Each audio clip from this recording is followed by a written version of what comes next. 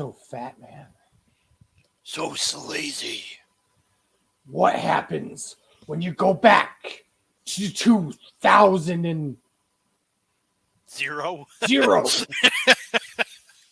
start talking weird shit like this, right? Yeah, I mean, a lot of gravity stuff.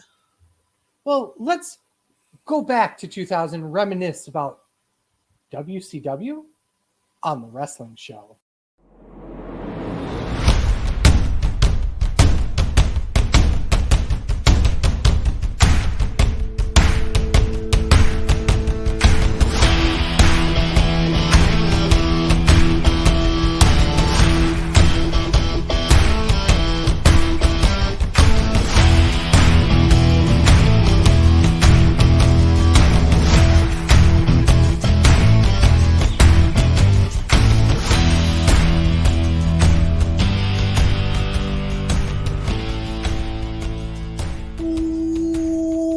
Welcome, everyone. This is Sleazy.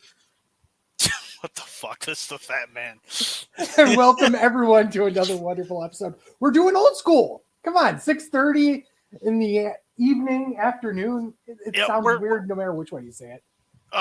In the after morning, 6:30 in the after morning. We're doing this early. You and me kicking old school because none of these goddamn marks want to join us. As we do you blame them? No. Wait a second. Do you blame them? Fucking WCW, and not just WCW. 2000 WCW. Okay, I don't blame the one. If my name wasn't on the show, I wouldn't fucking be here. So I did these watch-along notes a couple months ago, and I read through them before we went on the air, and it's going to be a long 2 hours and 50 minutes, I can tell you that. Oh, boy. So for those joining us, I'm actually going to drop the link everywhere. We are watching WCW's New Blood Rising 2000. I guess it was just New Blood Rising. Yeah, it's New Blood Rising. No, obviously they didn't do another one. Also, the funny thing about the New Blood Rising thing is they have the New Blood storyline, which dissolved before this pay-per-view. So I guess the marketing WCW of them. I guess the marketing was already out, and they just went, "Fuck it, let's still call it New Blood Rising." It's going to be a show that happened. So everyone fire up the cock, or the peacock, I should say, or our international friends, the Real WWE Network. Mm-hmm. Just search New Blood Rising or WCW New Blood Rising. It should be there. The show runs on my end 2 hours, 47 minutes, 48 seconds. I'm already at zero. Sleazy, are you already at zero? I'm already at zero. Right now, I'm just... so for anybody who actually wants to join us and hasn't or are listening to us and joining us in chat on Twitch, Facebook, YouTube, etc., the link's already there. All you have to do is click on it. You don't have to spend 5 minutes of searching for it like I had to. Because nobody wants to be in that little dark corner of Peacock. That's for damn sure. Nope. All right. So I guess when I hit play, we're gonna press play. So in 3, 2, 1, play. Oh God, the exploding vagina logo. Okay, let's talk about this logo while we're here. What the fuck was this? They did this for their set too, right? At that point.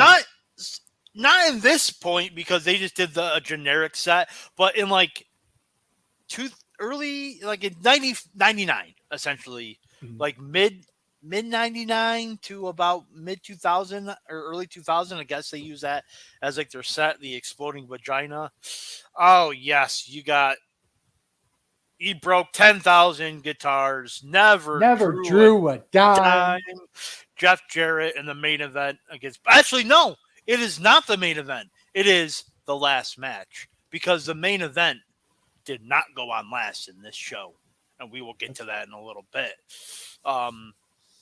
So, yeah, New Blood Rising. Oh God, Goldberg. Booker, Goldberg, Kevin Nash, Scott Steiner, triple threat match, number one contendership. So, yeah. God, 2000 WCW is the time I do truly. Well, and I think we've talked about this on the show a little bit. Is that there was a point in time where I watched ECW because I wasn't allowed to watch WWF because. But you were allowed to watch ECW, right? WWF was too risque. But ECW perfectly fine. Weird, whatever. You just got to make sure you show them the wrestling and not the tits. That was the point.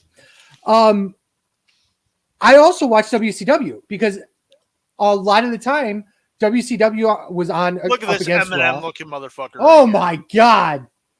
Yes, there's a Canadian. Ryan might have been in this show. He could have been. It's in Canada. I mean, it's in Western Canada, but it is in Canada. Vancouver? Yes, it's actually in Vancouver. Yep. I assume I'm not going to blow up your spot a little bit there, but whatever. You're good. Wow. Tell you here. Yeah, look at that set. Amazing, huh? So they want their set back. This is the set they use for literally everything. Nitro, Thunder, pay-per-views. You just love the little square signs that say New Blood Rising on the thing.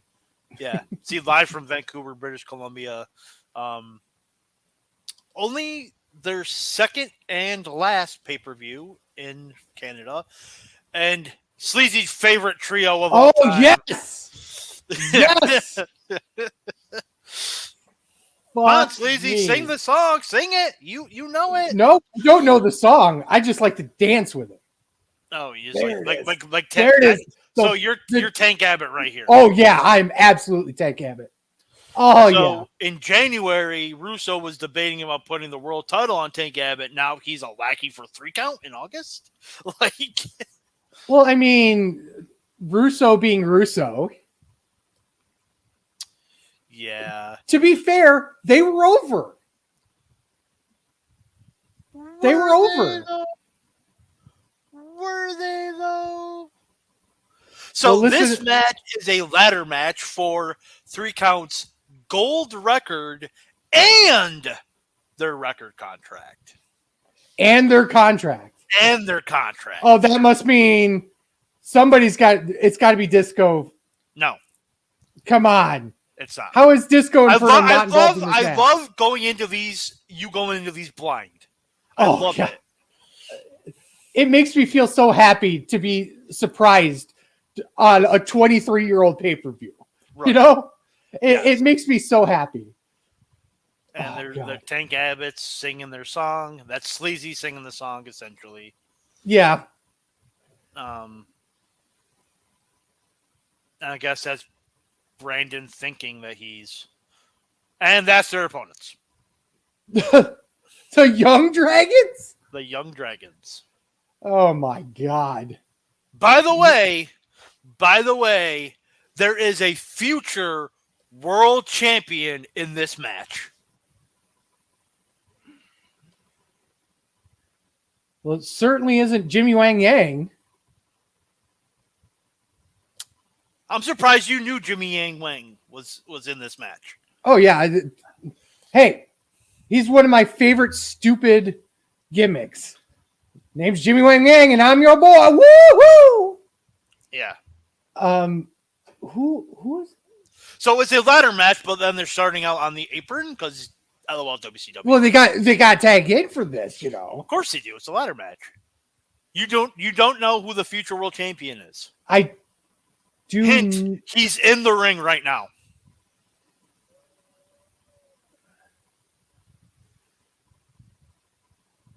What the? I don't know. There is a future Ring of Honor world champion in that ring, and that is Jamie Noble.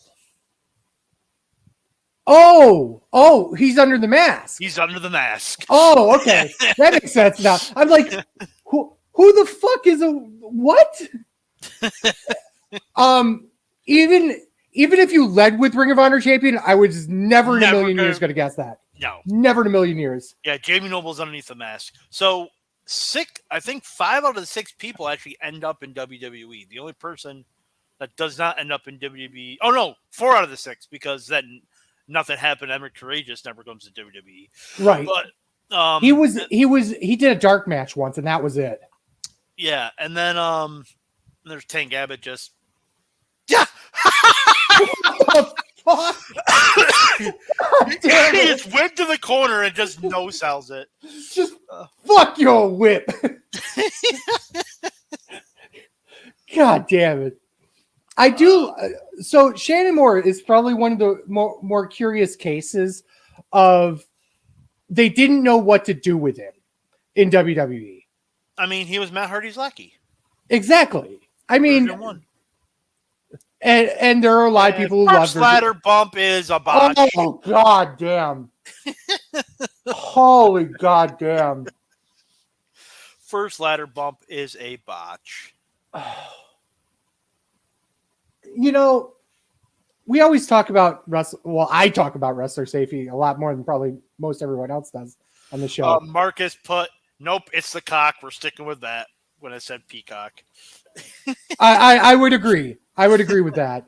But yeah, it's one of those things where it's like, why would you take some of the bumps that they take with this? So, spoiler alert, Meltzer gave this 3 stars. This goes 11 minutes and 32 seconds. What? It was an okay match for a house show, and I think I'm overrating it at that. A nonsensical ladder match that was just there to do crazy moves. Like, several spots, they were just clearly waiting around to set up the next spot. This being a great example of it? There's actually a ladder match at Starrcade 2000 a couple months after this. It's actually really good. This is just meh. Well, it's getting a bunch of lower card cruiserweights in a ladder match. Yeah, essentially that's what it's for. And I think you see Emmett Courageous, he's limping around. I think he like breaks his ankle in this match, or twists his ankle, or does something with his ankle in this match. Well, didn't he take the ladder bump? Oh no, it's already taped up, so he's already hurt. Oh, okay. Before this, so yeah. So even worse. Yeah. Oh, for fuck's sake! That's the thing, is that. Oh yeah, because everyone knows how to do the demolition device, you know. It's Doomsday Device. Or Doomsday Device, excuse me. Hi, demolition. Bubba. God damn. You got 2 different tag teams there, buddy. You're right. Yeah. So the 2 people that don't go to WWE is Kaz Hayashi and Evan Courageous. So yeah. And then Kaz Hayashi never made it? No. Damn. And then obviously Tank Abbott, because he's fucking Tank Abbott. It's Tank Abbott, no one cared. It's actually working for WWE right now as a producer, and he's on the ladder, about ready to do a generic crossbody. Cool. I'll take it. Hey, people safe. That's all I cared about. And then there's just Tank Abbott on the side of the ring just watching, doing nothing. Look at me just standing there. What the?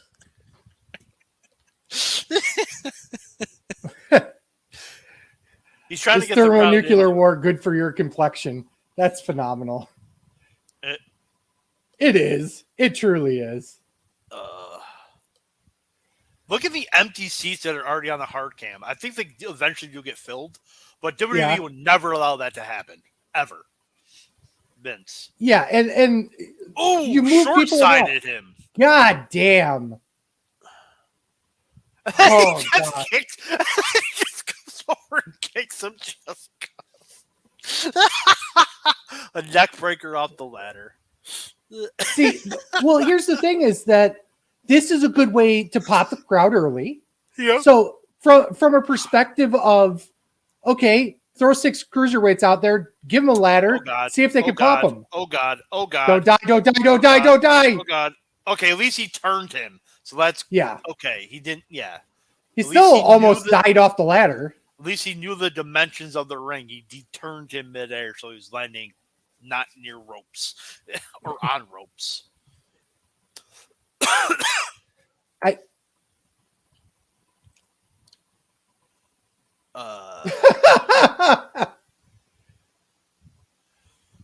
Come on, everyone's into Tank Abbott here. Hey, everyone loves Tank Abbott. Right? Don't you love Tank Abbott? Absolutely not. I do not love Tank Abbott. Oh my goodness. Oh, you're commenting on it? Yeah, I'm okay. So I'm live in chat as well. Okay. If you guys have comments, please throw them in there. If you're watching on Facebook Live, if you're watching on Twitch, YouTube, etc., I get the feed for chat. So please don't hesitate that was to a nice comment. little kick up, and I love that. Oh, and then of course Asians. LOL Asians. Oh, he completely missed the clothesline, but he sold it. Yeah, might as well. The guy's hurt. Yeah. Oh God. What? No twist of faith here? Twist of fate, not twist of faith. We'll just do a power slam where his ankle gives out. Oh God. Back in the days when people really didn't care about their bodies. What are you talking about? I don't care about it now. Fair. Oh, Jesus. You almost Joey Mercury spot. Yep. Not really, but you know. 6 years too early. Oh, they're dancing. Oh, they're sucking. They're dancing and sucking. Oh, as the camera misses freaking Jimmy Wang Yang's, even though it's not his name here, but misses his moonsault. What is it, Jerry Yang or something? I can't remember what they called each other's. I think it's just Jimmy Yang. Is it Jimmy Yang? Yeah. I'll take a look. Oh, shit. You dead? I'm almost dead.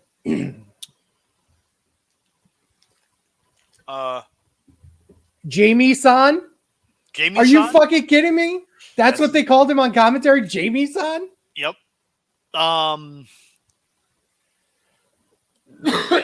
Excuse me. Young Yang. Y-U-N. Young Yang. Young Yang. Okay. Oh, they got the gold record! They got the gold record! They got the gold. And Tank Abbott now has the gold record. And I'm getting a call from Geneva, which I'm going to ignore. I actually like that.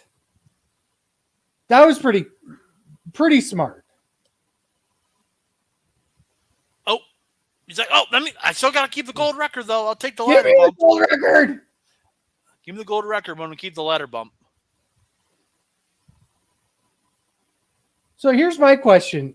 They were already up there. Why didn't they just get both of them? LOL WCW. Because they need another 6 minutes on the match. God damn it. Oh, God. What the hell is he doing? Oh, okay. What the fuck was that? A light drop, but he... Yeah, but he missed him completely. Duh. It's WCW. WCW. Yes, I got it. LOL WCW as usual. You know, Tank Abbott was just sitting there, and all he does is kick the guy. Like, he's just holding up the gold record. Like... I mean, he's not a worker. Shouldn't be doing anything in the ring. Tank Abbott's not a worker. I mean... You're not wrong. What the fuck? They're nowhere near the contract. Right? It's like, what the hell are they thinking here?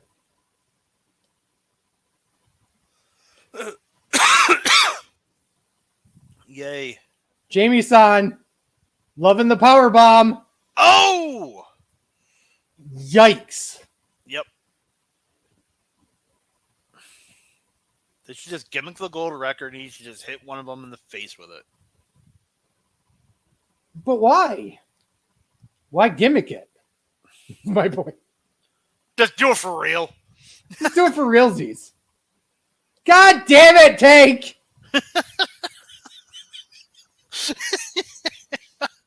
How do you get a record contract stuck between the ropes? and Tank pushing over his own guy. Of course he does. Because he's Tank Abbott, and you have the guy with one leg climbing the ladder, and the match is over. Thank God. Mercifully. Thank God. Now it's like, okay. Okay, I'm going to say this. Tank Abbott looks like Chip.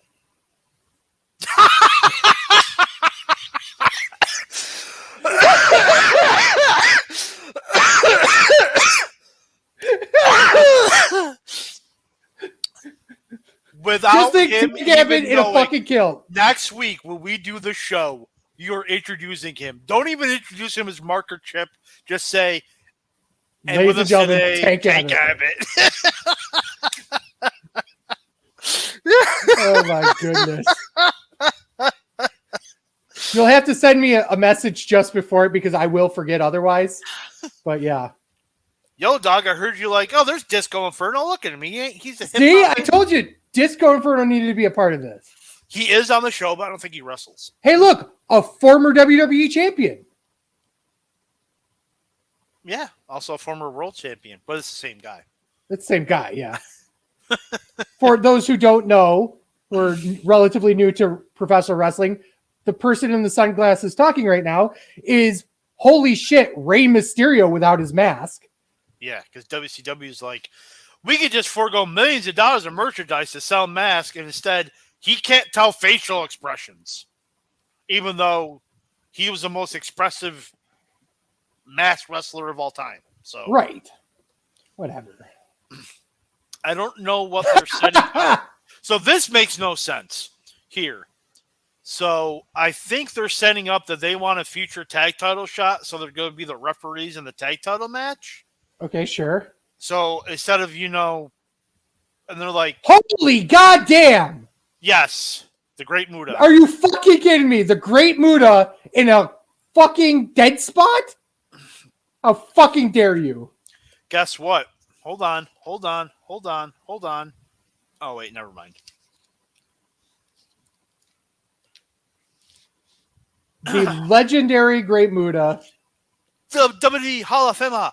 The great. Hey, Sleazy, there's been Asians in the first two matches of the show. Right? I'm loving this show so far. But by the way, the Asians lost in the first match. Yeah, well. Okay, that guy came to see the cat, so he must be killed. God damn. And that's Sleazy's second favorite wrestler of all time, Ernest the Cat Miller. Yes. So this blood runs cold, yo. Respect. So this match, I assume that's dubbed, right? What? That's not his real music, isn't it? Oh, hell no. Yeah. They've dubbed, so WWE's dubbed over something that's not copywritten because LOL WCW.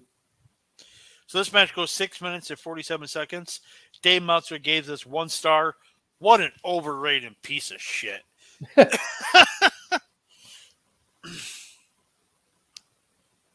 I gave it half a star. It's terrible. And so by the way, apparently, without WCW ever announcing it, I guess every single match on this show is no disqualification. Oh, really? Apparently. Well, it's New Blood and it's Rising. It's not your dick, Sleazy. I disagree. There's too many Asians on the show. That is true. Did you hear my cat in the background? Because he is my roommate went outside. The cat, Ernest Miller, one of those guys, the WCW didn't have any idea what to do with him. He was a good foil in the Blood Runs Cold storyline, but after that, he was nothing more than a glorified heel job. And Mood almost just slipped there. But right? But here's the thing. The cat won all the time. Right. So but he never got like a huge push, but he won all the time. So it's strange. So I guess he's like the commissioner here, I think. So okay. God. So damn that setup, I think, was for like the Filthy Animals want to take title shot on Nitro tomorrow, and the cat's like, okay, if you referee this match and call it the way I want you to call it, you get a tag title match or something like that. And yeah, it's I don't know. It's Well, here's my question. You could tell, obviously, that WCW was doing the absolute opposite of what you're expecting, which is using pay-per-view to build Nitro, because LOL, Eric Bischoff / Eric Russo. Bischoff's not a part of this right now. Not anymore, yeah, but Russo still kept that philosophy alive. Everything was all about TV, even all the way up to Crash TV, bro. Yeah, and I will sit here and say it till my dying breath. Russo had good ideas. Was he a great booker? No, but he had good ideas. Here's the thing with Russo. His is he didn't have a filter. His is he comes with an idea and then you ask the question, then what? And he has no clue. Right. Okay, then what? Because he's never about, next week. He's about getting the pop this week. Yeah. No long-term booking. Nope. 100%. Which sometimes works, to be fair. And it does work if you're looking at it from an indie perspective. You shouldn't be doing many long-term storyline. From an indie perspective, yes. This is a multi-million-dollar company running weekly television. Yeah. And pay-per-view. Yeah. So owned by a multi-billion-dollar corporation. Right. So, I mean, it's... Yeah. So who is she? I don't know who she is. She's Tigress. She was a Nitro girl, and now she's part of the Filthy Animals. Oh, okay. And Muta just completely... He missed his springboard elbow. But, yeah, it's weird. They've... What the hell are they doing? Okay. The entire point of this was to see who the best karate master was. And all they've done is miss things constantly. So apparently, you know how the cat got discovered? He was Eric Bischoff. He was Garrett Bischoff's karate instructor. Oh, yeah. And he loved him.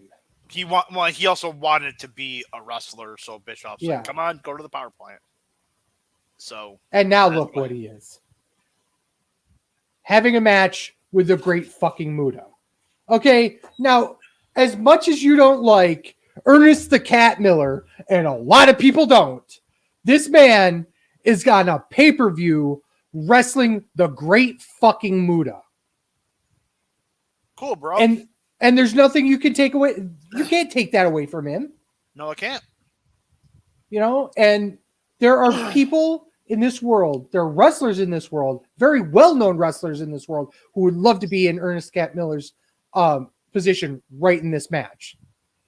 So. Cool, bro. My cat's playing with a bottle cap.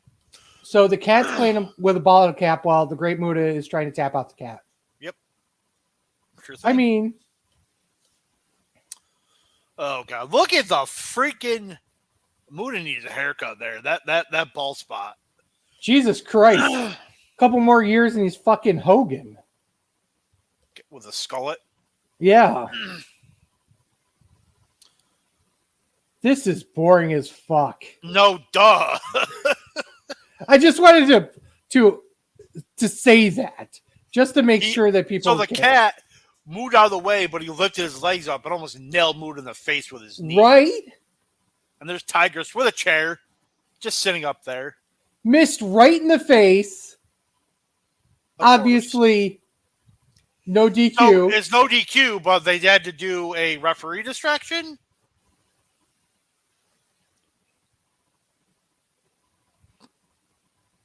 LOL WCW. This is fucking ridiculous. And Mickey J's all like, oh, it gets more ridiculous.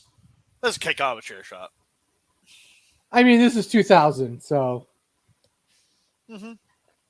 it was done by somebody coming off the top rope, barely hitting him.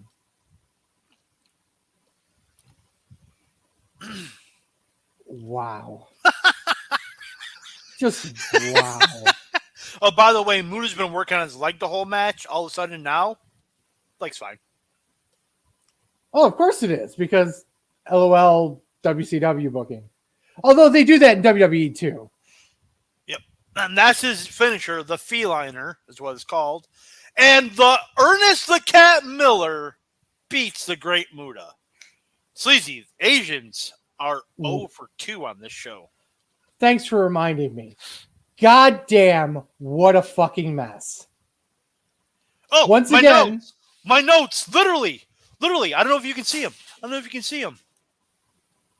Fucking mess? What a mess. Yep.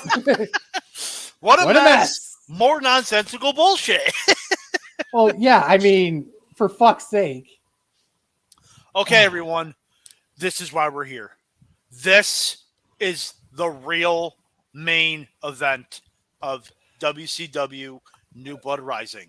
Ladies, I have a feeling I know what it is. Are you ready for this? This is why we are here. This is why we are here. Ladies and gentlemen, look at it. The Cat and Tigers are walking up the ramp while Canyon music is playing.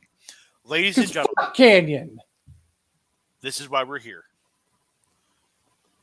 Judy Bagwell in the forklift match. Oh my goodness. Ryan says the last match is the main event is always last. This show proves he's 100% wrong. Yes! There it is. There it is. Judy Bagwell in the forklift. Can't even get it over the fucking carpet.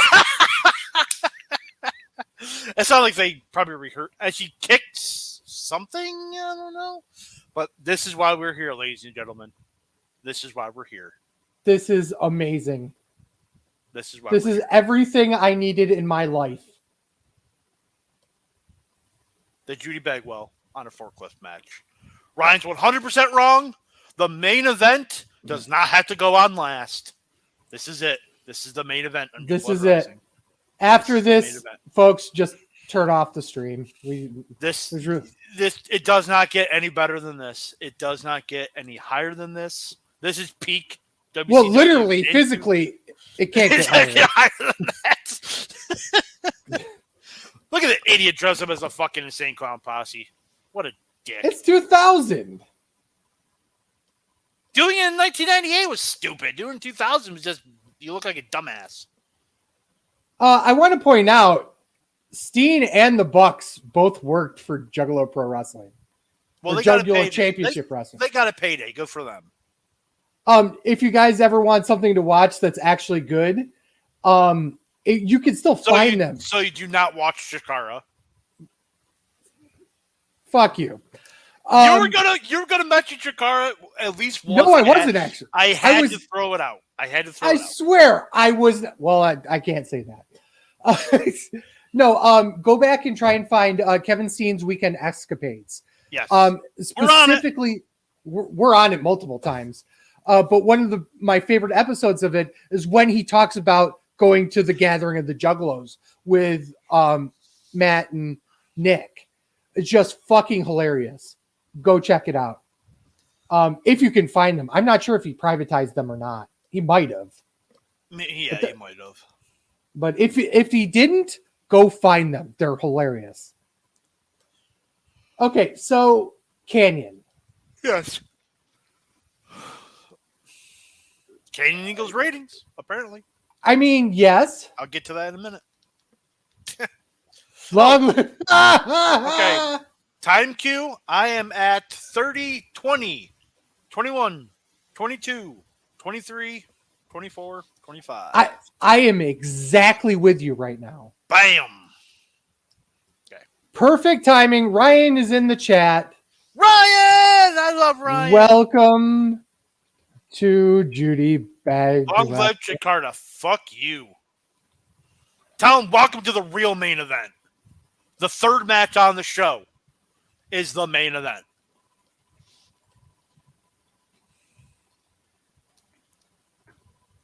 Oh, here comes Buff is the stuff. He is the stuff. The real main event. This is the real main event right here. I mean, you had Slick Johnson as your referee. What more main event can you get, bro? I mean, you're not wrong. What more main event can you get? Okay, so I assume, I'm going to make a huge assumption here, that Buff Bagwell is the face. Yes. So this match goes 6 minutes and 45 seconds. Way too short. 100% way too short for a main event. Fuck Dave also gave this 1 3/4. I gave it. It was an okay match for a house show. Honestly. You fucking underrated piece of shit. This is 5 fucking stars. How dare you? Honestly, this was better than I thought than I remember it being. Because at the end of the day, it had the Judy Bagwell bit had nothing to do with the match, really. Still some WCW bullshit going on, but it was still decent. And by the way, this match involves not 1, not 2, but 3 former WCW tag team champions. Well, Canyon, obviously. Buff with Scott. Wait, Slick was? Slick was the other former champion? Buff Bagwell was a WCW tag team champion as part of the members of American Males. But you said 3. Yeah, 3 different ones. Canyon with DDP and Bigelow, because they did like a right. They did the triple threat thing. The Freebird, the Jersey Triad, and Judy Bagwell. Judy Bagwell's a former tag champ? With Rick Steiner. Are you fucking shitting me? That can't be right. Look it up. I refuse to. Only because I'm sure it's true because it's WCW, but in the same breath, I don't want it to be true because it's just so ridiculous. Wow! That's his big fucking thing? What? Oh, bolt cutters or pliers? The pliers taped to the fucking ring post? Mama Bagwell, you're damn fucking right he is. And last match is not always the main event. This is the main event. How dare you? See? Ryan? Fuck you, Ryan. Love you. Unfortunately, Ryan can't be with us tonight. He is at work, as you probably are figuring this out. As he said in the chat, he's at a smoke break at work. But we'll have some news about that. Oh, actually, you already did the post for it, right? Yes. We're moving days. So for those of us joining us after our first episode after Money in the Bank, we are actually moving the show to Sunday nights at 8 p.m. On nights that there's a pay-per-view on, we'll almost certainly do a live watch-along with it. Otherwise, we will be doing our normal tapings throughout of each week. Apparently, Ryan's comment goes against the standards and practices of Facebook. And the funny thing is, it's last match's main event, you fat fuck. Even Facebook disagrees with him. Yep. Absolutely. Get the fuck out of here. Ryan, I hope you step on a leg. That is awesome.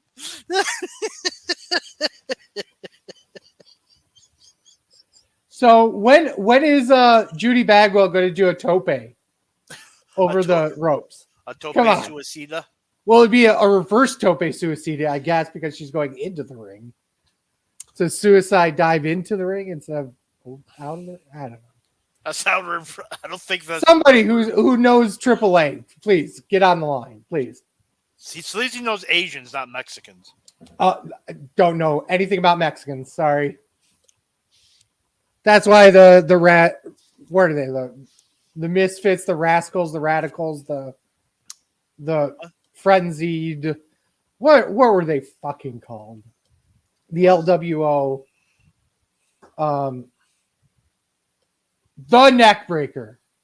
Back in the day when neck breakers could have finished somebody. That's what the Rude Awakening was, right? Yeah, it was a neck breaker. Just neck breaker. Just a neck breaker.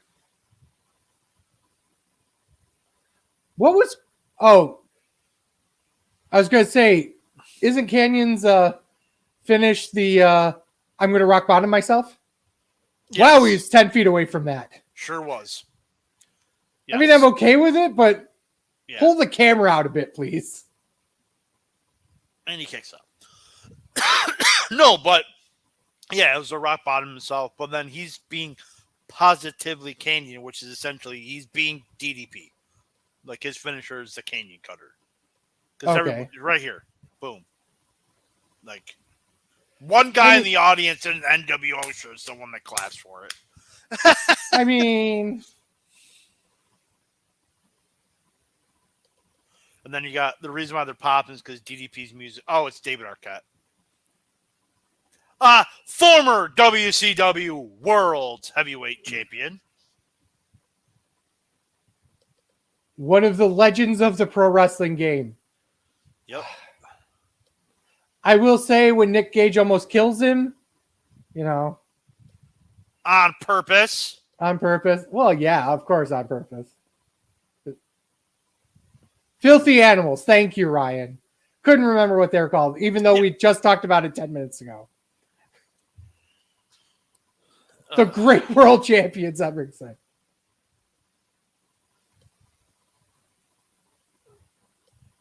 Yep. No. So Arquette was there in Vancouver filming a movie. So he's like, let me just show up. So how many after the whole Cage of Doom gimmick thing, the triple cat, how many Ready to Rumble cage? Yeah, the Ready to Rumble cage. How many matches did he have after that? Just this? I don't think he had any. Well, appearances, I should say. He was on Nitro the next night, and I think I think that's maybe a couple. I don't remember. I think that's it, really. Oh, a double blockbuster! Fuck your finish. You can't kick out of mine. Well, he needs to go get his fucking mother now. No, he's got to celebrate his win, bro. I'm going to keep my mom on the forklift. Oh, shit. Okay, now I'll get her. She's like, bitch, get me down! You little fuck! Get me down!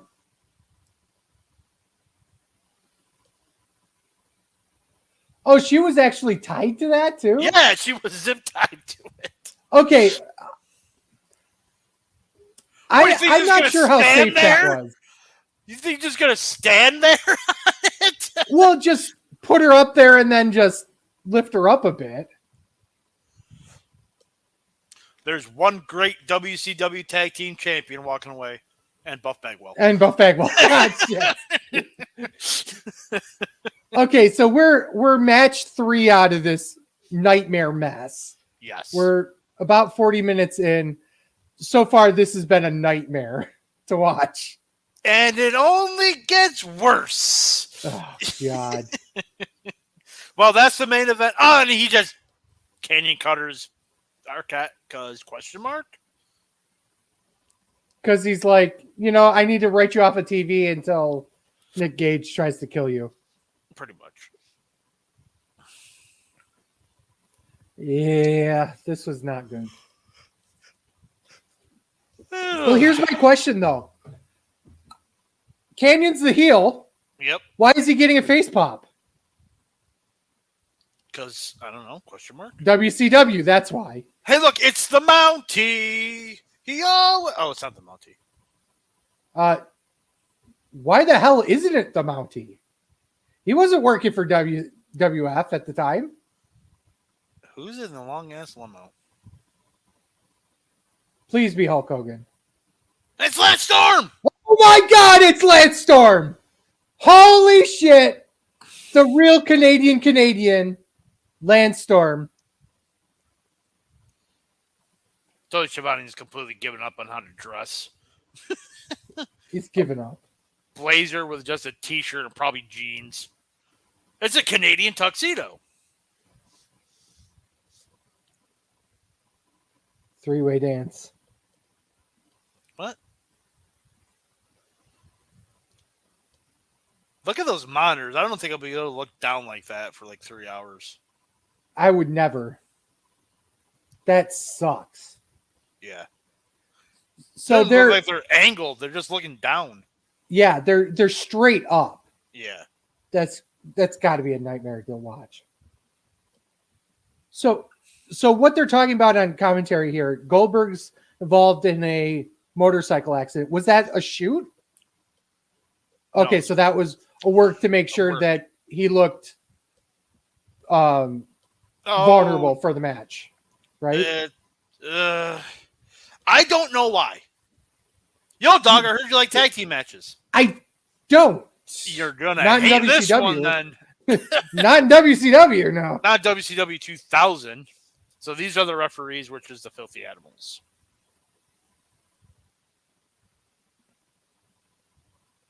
And apparently they're not the tag team champions. They just stole the tag team title belts. Okay. So Shocker, the dancer is dancing. Shocker, Conan. Cognac. What's his name? Cognac. Conan.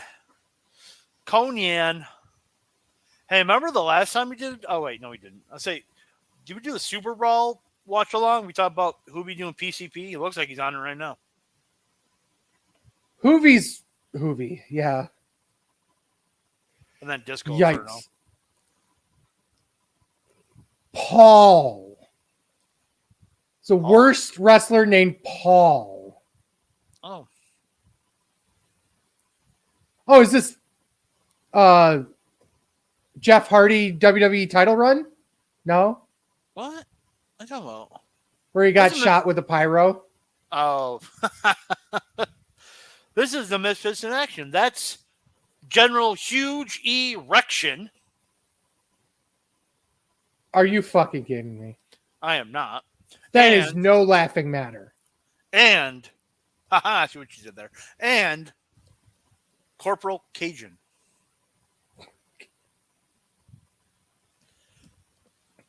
So there's Mark Jindrak and Sean O'Hara.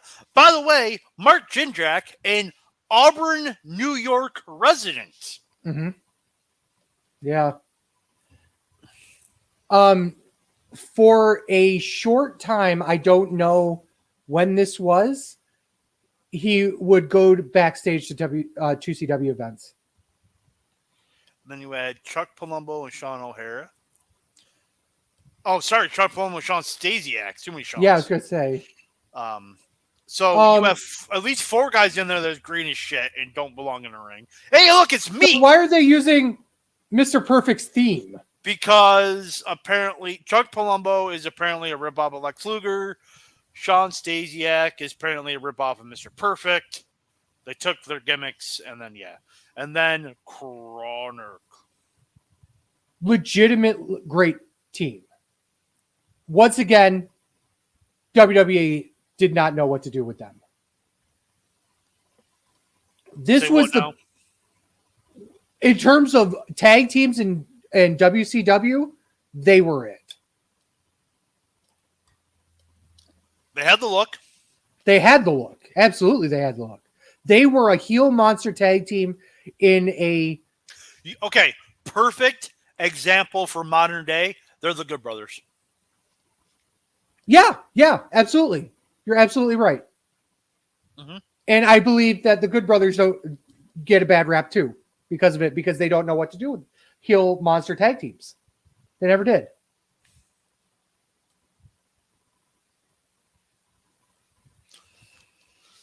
Yep. Oh, Jesus. What? God damn, pal. Okay. We need a Disco Inferno promo? Of course we do.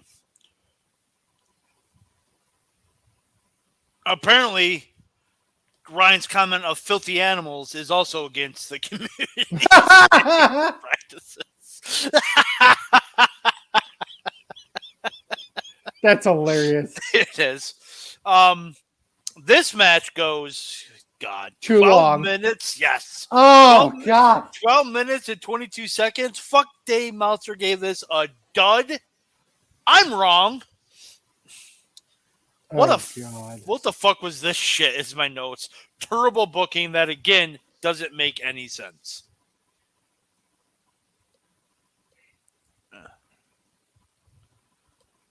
So you have 4 guys in there in Palumbo, O'Hare, Stasiak, and Jindrak, who probably should still be in the power plant. But Russo, At this point, yeah. They had the look, and that's about it. Well, WWE brought them all in, and they all failed.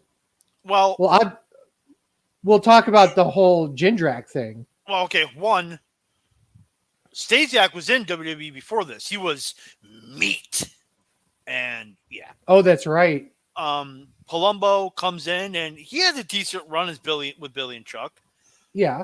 Jindrak was put with Kurt Angle to try to get him over, but also he was supposed to be a member of Evolution. Yes. Here's the fourth. So much so that they had done a pre-tape with him. Vignettes for him, yeah. Yeah. And guess who replaced him? Some guy I was gonna say some guy you've never heard of called Randy Orton. Yeah, only 15-time champion or no one's ever heard of him. Yeah, who the hell he ever beat? So yeah, but and then you have Bill DeMott who would abuse trainees. Yeah, we already talked about Chronic, Lash LaRue, which is Corporal Cajun. I think he, had a dark match or two with them. But had a cup of coffee. Yeah. I think he does. I think he's an artist now. He actually does drawings. He is an artist at conventions. I believe, and I'll have to look this up, but I believe he had a run in Ring of Honor for a while. He might have. Disco's doing a podcast with Conan. I think it's with Conan. Keeping it 100 with Conan. Yep. Obviously, Rey Mysterio is still going. Hubatu. Oh, he was in TNA. TNA. The early That's TNA right. years. That's right. He was. Hubatu Trail still doing PCP. Disco. Tigress. I don't know what the hell she's doing. She doesn't do much. She's Tigress. Yep. And Conan still booking CMLL. Yes, and once again doing podcasts.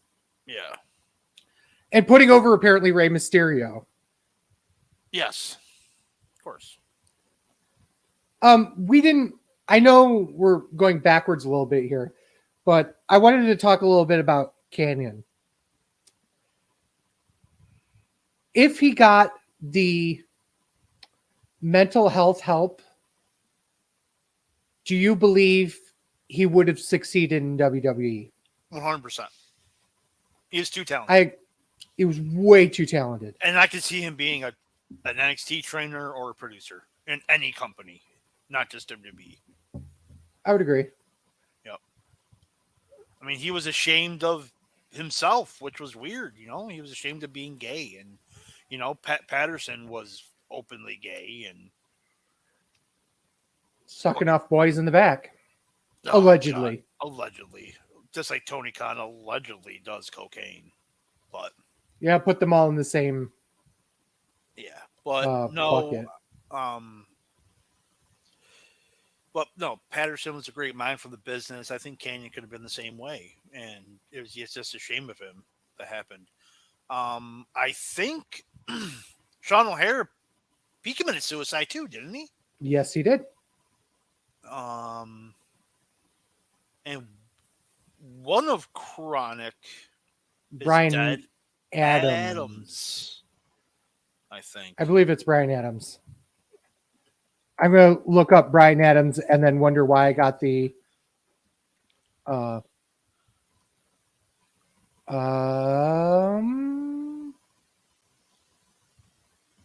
You're looking up Brian Adams. Yeah, I'm looking up Brian Adams for you guys. I'm gonna look up Sean O'Hare. He Oh my goodness. What? He was found dead, and it was a result of mixing painkillers and muscle relaxants. Accidental overdose. Sean Basically, yeah. and Sean Oh, that O'Hara. was for Sean? No. Sean O'Hara committed suicide by hanging. Okay. Yeah, Brian was an accident. Yeah. Another guy that worked for World Wrestling All Stars. WWA. Yeah, god damn. What a stupid promotion that was. Mm-hmm. That was in Australia, right? Yeah. I mean, I think Sean O'Hara had potential, and I just think he was pushed too early, too soon. Yeah, And he needed. I know he was with Piper when he was in WWE. Well, that's a Bronco Buster I'll take. Anyway, I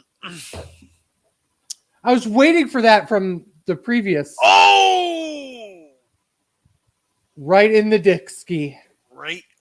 right below the right in the cock meat, right in the peacock.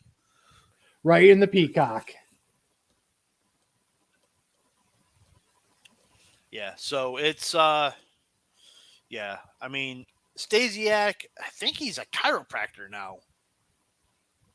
So And I him. just looked him up too. Good for him. His father's Former WWF champion, Stan the Man Stasiak. I believe Sean still bitches about the fact that he didn't get enough shine at the Hall of Fame ceremony. His father didn't get enough shine at the ceremony.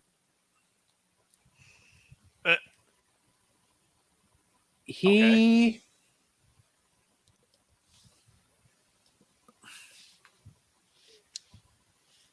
Yeah, he is a chiropractor. He got his chiropractor. Where did it? Oh my goodness. I think I know where he got his chiropractic license from. If it's in New Jersey, it doesn't count. No, in New York. Oh yeah?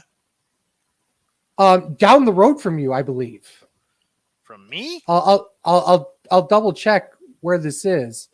So there's the New York Chiropractic College in Auburn-ish area. Oh, like Seneca Falls. Yes, it's over there. I don't remember if this is it or not. I will find out.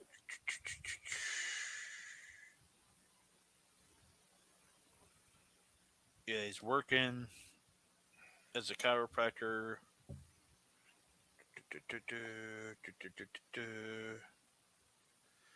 I'm not going to say. God, he went to Boise State. Ugh. Who the fuck does that? The cadaver anatomy course. Holy shit! What the fuck do they do with these fucking people? Katie Vick. Oh, by the way, there's a fatal 4-way tag match going on in here. Yeah, it's terrible. It's so bad. It's so fucking bad. Half the people in there are green as shit. And what about the other half? They're just shit. And then there's Rey Mysterio. I mean, he's not even in the match, so. Yeah. Well, he got kicked in the dick ski. Mm-hmm. So. I'm surprised Dominic's even born. Actually, he's already born. He was already born by here, wasn't he? Yeah, I think so. Maybe not. I'm pretty sure he was. Because 5 years later is the custody for Dominic ladder match. Yeah, and he was 8 then. So, yeah, he was born by now. He's born. Buddy Murphy's first girlfriend was also born by here. Aha. So, Alexa. I was not referring to Alexa. I was referring to Rey Mysterio's daughter? Older daughter? Buddy Murphy dated Alexa before. But it wasn't He his just first. walks in, kicks him in the head, and walks. Just casually does it. Just strolls up to him Fuck so that shit. slowly, Fuck that. kicks him in the head, just casually walks back. Oh my goodness. What the hell was that? Oh my. He needed to use people for people. And then there's Rey Mysterio. Oh, the match is breaking down! No one cares. And that was a bad bump. It turns into a Pier 6 brawl. And look at Plomo just standing on the apron still. Somebody tag me in, man. He's just chilling. Just standing. Why does he want to get involved with any of this shit? I mean, look at Sean. Sean Hare's athleticism is absolutely fantastic. So, I mean... That's beautiful. There's that. Yeah, the Sean Tom bomb. Absolutely great. But I just think he need a little bit more polishing around the edges. Now he comes in and just does I don't know what the fuck was that? A hip toss suplex? It was a belly to belly, man.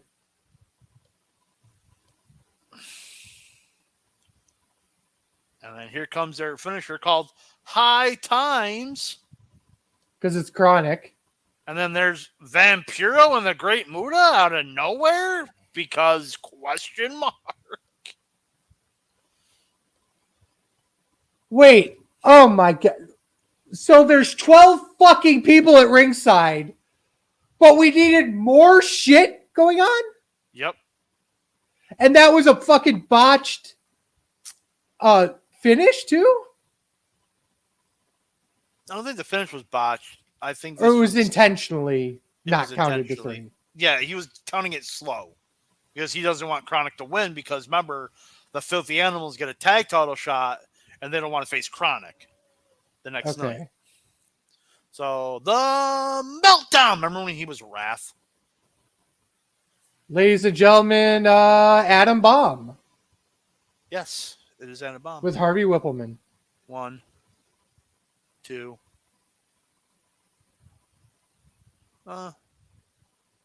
Yeah, I mean, this is going on too long already. Oh, for fuck's sake. This was 12 fucking minutes? Seems like it's going on for a half hour. I mean, we had an entire conversation about chiropractic stuff. Yes. He just throws him over there. See, they didn't catch him. Yeah, they just let him fall. Yeah. So...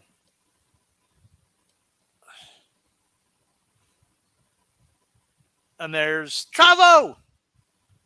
Lieutenant Loco. Chavito. Okay, so now he puts a referee shirt on, and now he's a referee, and it counts, I guess, because we needed a 16th person in this fucking match. Because LOL WCW? Yeah. But why would Lieutenant Loco, who's part of the Misfits in Action, want Chronic to win the match? I can't take this no more. I'll fall fucking asleep here. Why?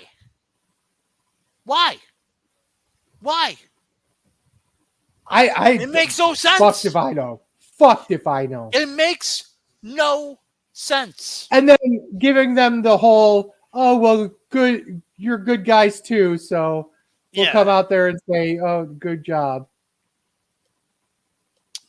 Hey, look, it's the world's greatest singer, the world's greatest entertainer, and the world's greatest wrestler.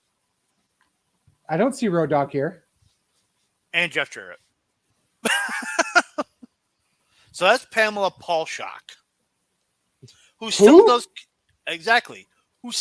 conventions and still looks exactly like that 23 years later. Well, good for her. Yes. What was her name? Pamela Paulshock. Pamela. Sleazy's trying to Google image nudes. I don't think I've ever. Like, she doesn't even have a Wikipedia page. Nope. Holy goddamn. So this match is a strap match. Hey, look, it's Tori Wilson with Shane Douglas. It's 89 degrees in Seneca Falls right now? It's hot. God damn, pal. It's like 68 here. Yeah, it's beautiful. Hot. It's hot.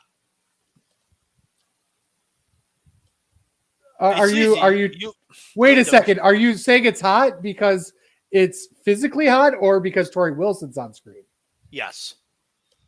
Okay. Just wanted to make sure. Yes. Okay. We talk about my interesting taste in women. You don't like hot chicks.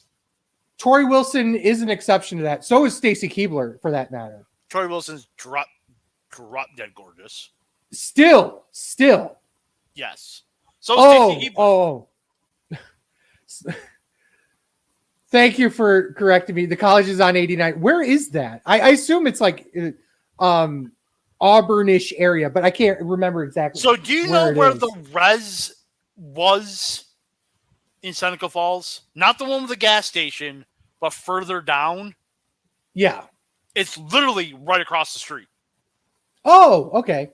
You'd think I would know that. I was there once to do Special Olympics. So I will keep that my was mouth also shut. 2003? I'll keep my mouth shut. You better. No, 2003 or 2005. It was either. It had to have been after high school. It was just 2005. After. It had to have been 2005 then. But yeah, it was. Those were, I loved doing that stuff, and I did it again when Marion hosted it. But it's like that area is just middle of nowhere. Pretty much. Okay, so Mr. First Ever ECW champion. ECW as in Extreme Championship Wrestling. Threw down the NWA title. Hey, look, it's Kidman. Greatest salesman in the history of professional wrestling. That guy can close.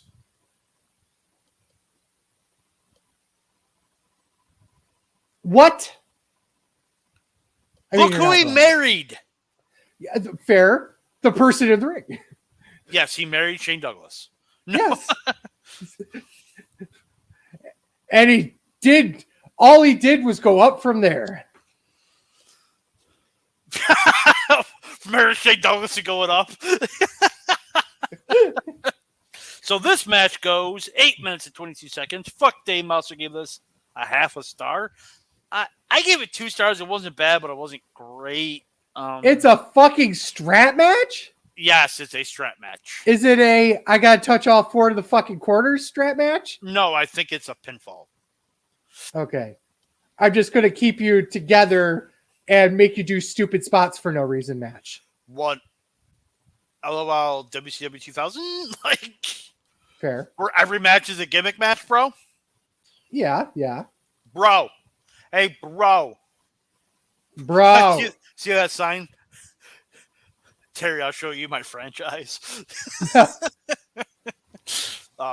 Bro, we gotta have a Viagra on a pole strap match, bro.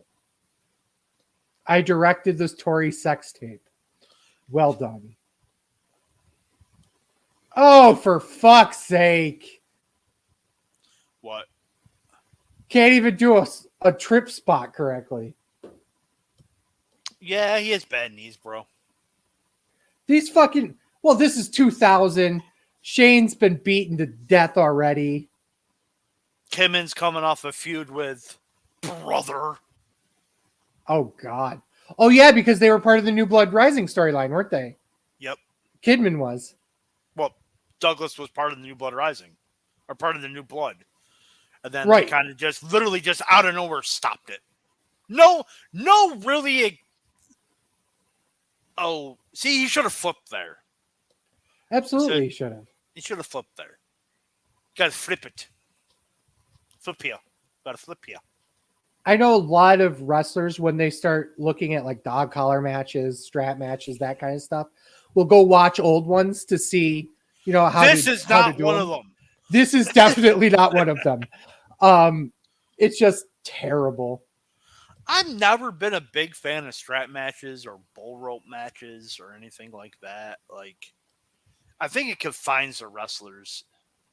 Oh, I agree. 100% agree. And from a safety perspective, it's actually really problematic because if you do anything, even just a little bit wrong, you get yourself caught in the ropes and all sorts of shit happens. Yeah. Move out of there, cameraman. Cameraman. You choke him with his dick. Oh, wait, no, that's a strap. Okay. You're in a strap match. What is your first thing you're going to do? Whip the shit out of him. No, I'm going to choke the shit out of you first. I'm going to try as quick as I can to choke you until you pass out. There's no reason to do anything else because that is the single most quick as you could. Oh, he got him right in the moneymaker. Between the mother and the fucker, I believe. Yes, between the mother and the fucker. Yep. Or in the motherfucker. Is Kevin still a producer for WWE? I don't know. Who will know? Who? Google will know. I will find out. Google knows all. He currently works for WWE as a producer. Beat you to it. Cool. Good for Kidman.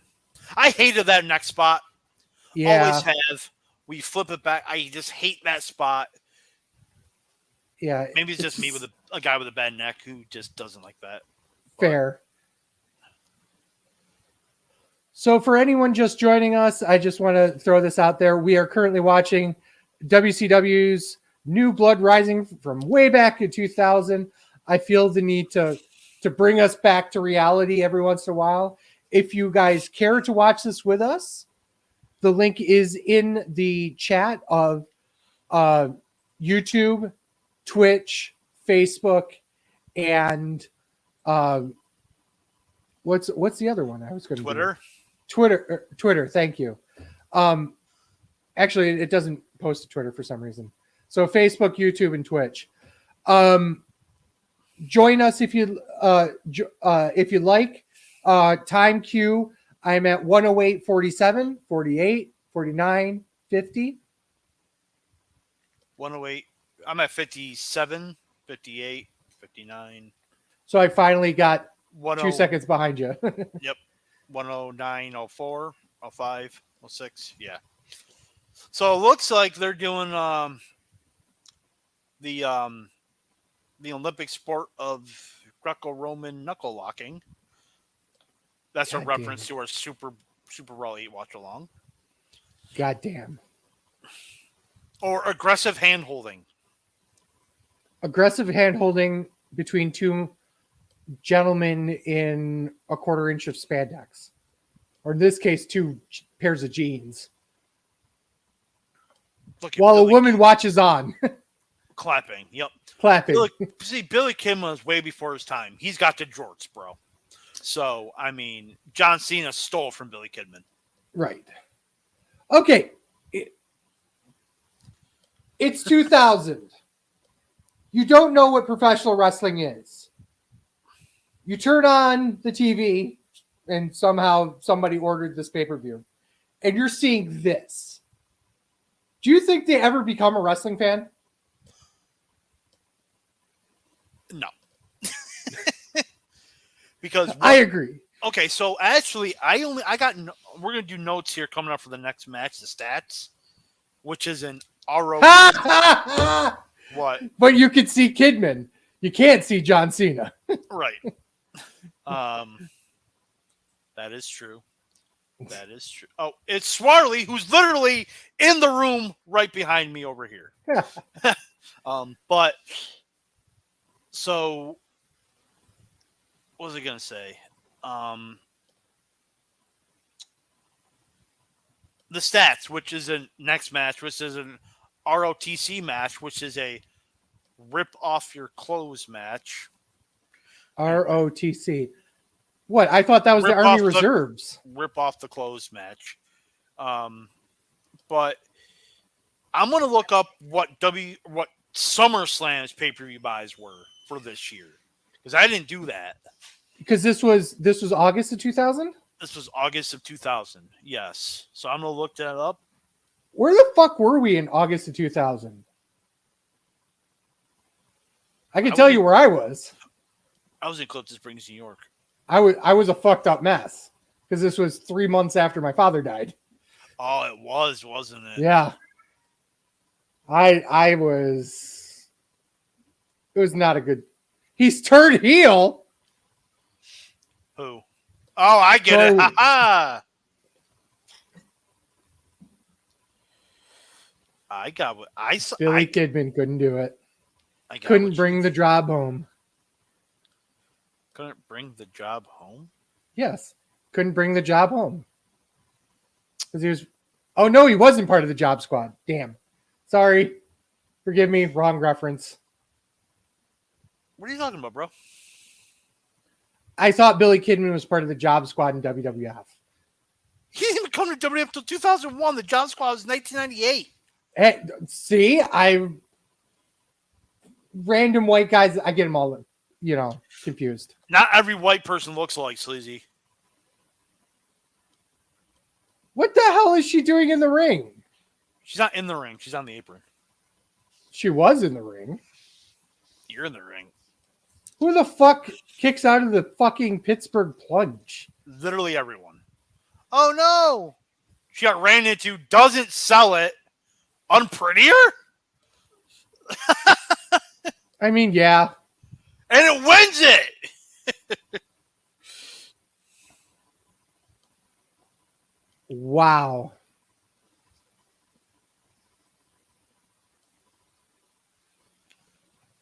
Tori doesn't even know how to hold a chair to hit somebody with.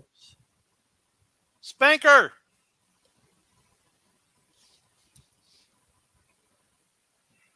That's a lady there. Well done. Kevin's like, I'm going to do that to you tonight. Biggest fucking pop of the night so far. Is Tori getting spanked? It's Tori getting spanked. How terrible is this fucking show? Terrible. Just terrible. Oh my goodness. Just terrible. Please, somebody keep fucking ringing the bell. Because that's going to stop. Because it's in the history of professional wrestling, it stopped people from doing anything. Right? So he's literally choking him to death.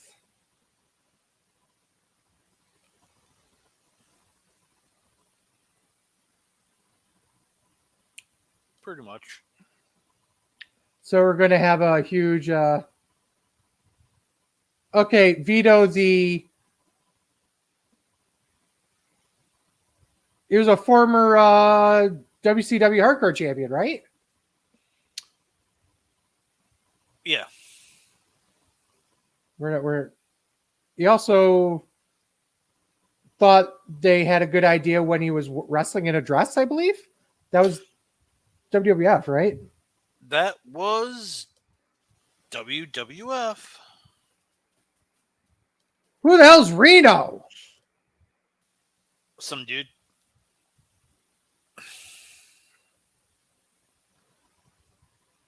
Skull Von Crush? Wow. You're actually going to look it up? No, that's Vito. Oh. God damn. What a mess.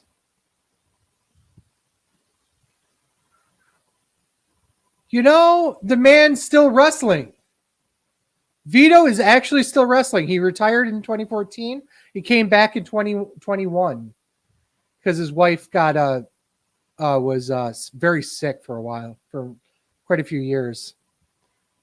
Obviously, he'll never walk into a WWF or WWE ring ever again. This is part of the concussion lawsuit. And all those guys are like fucking nuclear heat.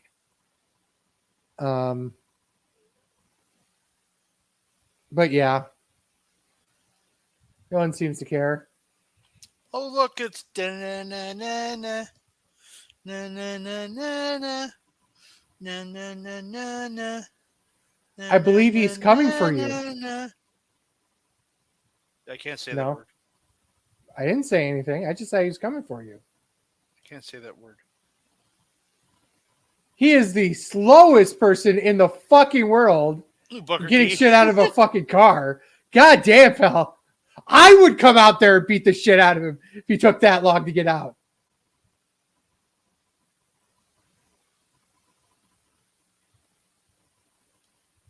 So apparently OSW's site is down. Wait, what's down? OSW reviews. Oh, really? Yeah. Because I'm trying to get the Raw ratings. So as we're seeing on the screen, that is Major Guns, Tylene Buck. She does porn now, folks. Now? She started doing it like right after WCW Yeah. sold it, and she's Yeah, I was gonna still say. doing it. She's still doing it. And yes, I have watched it. Because Tylene Buck. Tylene Buck. Yep. I mean, Google if you want. I don't care. Well, you know who she funny enough, And there's Stacy Keibler. the former boyfriend of Fucking David. Wait, what?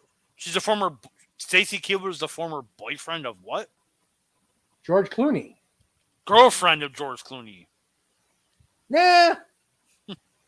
And David Flair. And David Flair. George she Clooney. Went like this. David Flair and George Clooney are Eskimo brothers. I mean,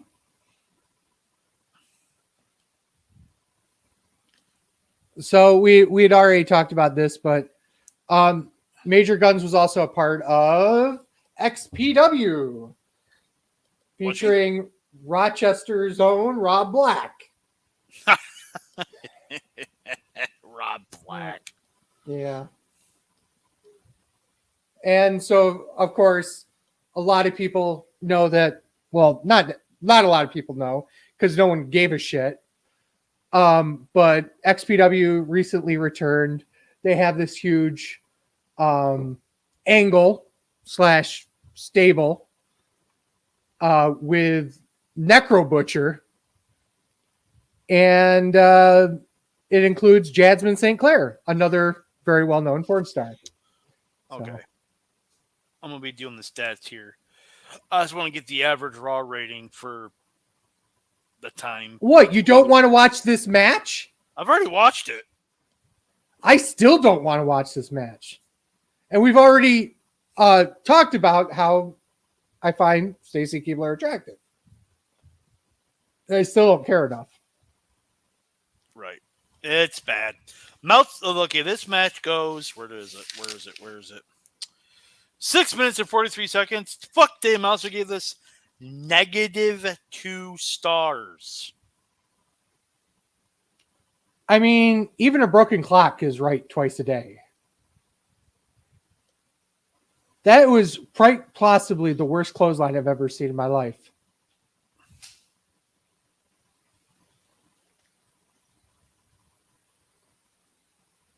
Really?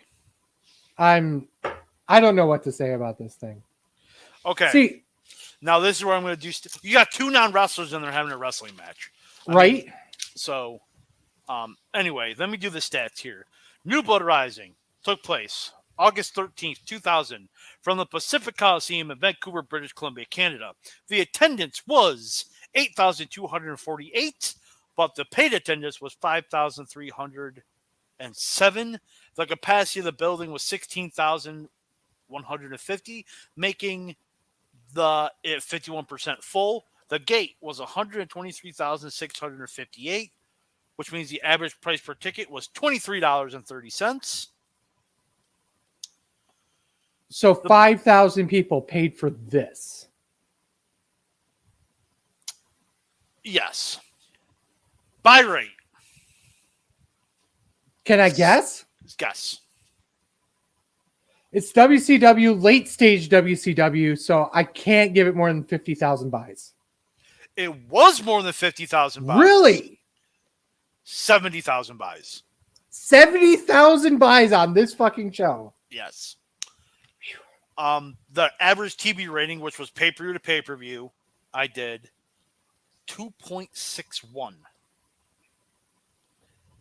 What was Raw as the other side of that? Raw's average rating 6.2. Oh, wow. 3 times more. Almost 3 times more. No, WCW wasn't in a free fall. No. So, 1999's pay-per-view, as I could do year over year, was 99 Road Wild, which took place August 14th, 1999, from Sturgis Motor Rally in Sturgis, South Dakota. The attendance was 5,500. 0 paid. Yeah, because it was Sturgis. So the gate was $0, Zero. with the average price per ticket being $0. $0. The buy rate. Guess Road Wild's buy weight. Can you give me the main? Or The main event was Hulk Hogan versus Kevin Nash.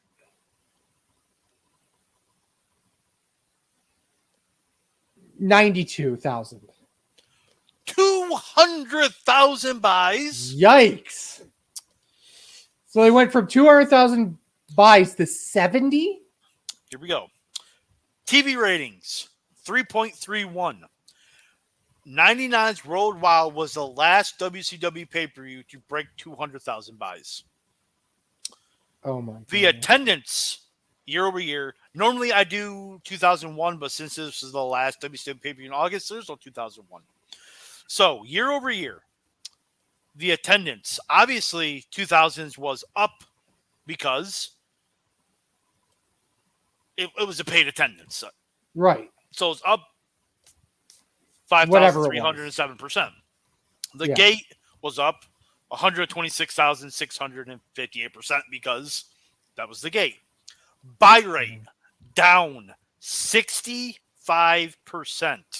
Jesus. TV ratings down 21%. So between the buy rate and TV ratings, 2000 was down 43% year over year between the two. SummerSlam's buy rate, which happened, I think, 2 weeks after this, Yeah. 570,000 buys. What was the main event for SummerSlam that year? It was The Rock versus Triple H versus Kurt Angle. Oh, Jesus. What a fucking match. Makes me feel good that I could have been watching that or this. That was also TLC, technically 2, but TLC 1 also was on that show. Yeah. But, yeah, this SummerSlam did 500,000 more buys than this. But it was featuring matches like Major Guns versus Stacy Keibler. SummerSlam features Kurt Angle. Well, yeah, but versus this match. So this is stupid. This is kind of where the match ends. There's a miscarriage angle involved here. There's a what? She's holding her stomach. Oh, by the way, Little Nate. Little Nate always getting the thing in. Who looks exactly the same now. But right. No. See how she's holding her stomach? Yeah. It's going to start a miscarriage angle. What? Yep. No. You can't just fucking throw that out there and move along. I'm moving along because what the fuck was this all about? Yeah. It's dumb. I don't know what it's for. You got to watch the product, but yeah. No, I don't. So you don't know. So here's the thing. You don't know that she's pregnant right now. She's just holding her stomach. Like, we don't know what's going on. So nobody knew at this point. Nobody knew. I think they announced that on like Nitro the next night. Yeah.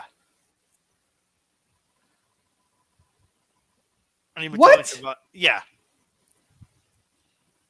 Terrible. What a way to have a very terrible boner.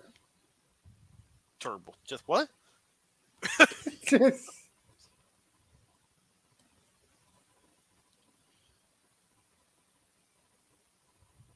this is fucking weird. It's WCW 2000. Okay. I need a break.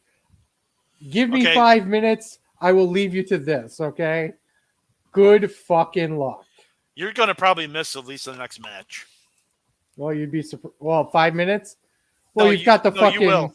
Sting versus the Demon goes 52 seconds. Oh, my goodness. Well, good luck with that. I will be back. You got to take a shit. Maybe. You got to take a New Jersey. Sleazy has to take a New Jersey. He left. I don't know why he left. Hopefully we're still on. Are we still on? Hopefully we're still on. But, yeah. Okay, we're still on. He gave me the thumbs up, even though I couldn't hear him. But, yeah. So, this is Vampiro.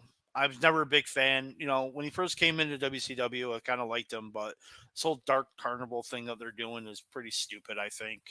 I think Dale Torborg is a former baseball player. And, yeah. So, it's just dumb, and Sting's a Hall of Famer. You got nothing else better than to do this stupid Dark Carnival bullshit. He's been feuding with Vampiro since like May, and just no resolve. It's just dumb, and yeah.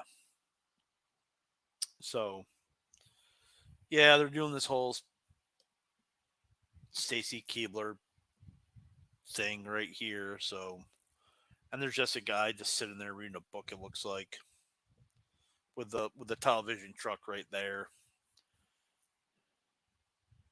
Yeah. That's David Flair, by the way. That's actually Ric Flair's son in real life. Obviously, because his name's David Flair. Yep. Sleazy has to poop or eat or do both at the same time because it saves him time. He eats while he's on the toilet, so it makes sense. But yeah. So, yeah. The little kid there with a fake tuttlebell and the stupid Slapnuts guitar. He grew up to be a winner, it looks like. Looks like he has a mullet in 2000. What an idiot. His parents should know better.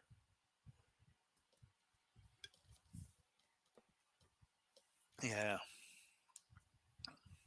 And here comes the Kiss Demon. So the story behind the Kiss Demon is essentially they got Kiss to come on Nitro to lip sync, and it was one of the lowest rated segments in Nitro history. Well, they brought out this guy to promote it and be it, and yeah. But I think it's Dale Torborg. I think he is a former baseball player, I think. Let me look it up. So yeah. That's fun. Ooh.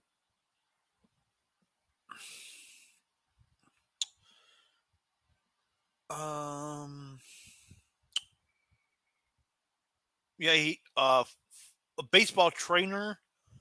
Uh he is a son of former major league manager Dale Torborg.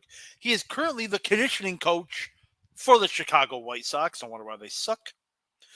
Um so yeah, that's absolutely great. Yeah, he was the conditioning coach for. Holy crap, he has won 2 World Series with the Marlins in 2003 and the White Sox in 2005. That's scared to think about. Sting still repelling from the ceiling after a year after the Owen Hart incident is, I don't know. I still didn't like that. But yeah. Um yeah, this is not great. Sting's just gonna wrestle with his harness on, and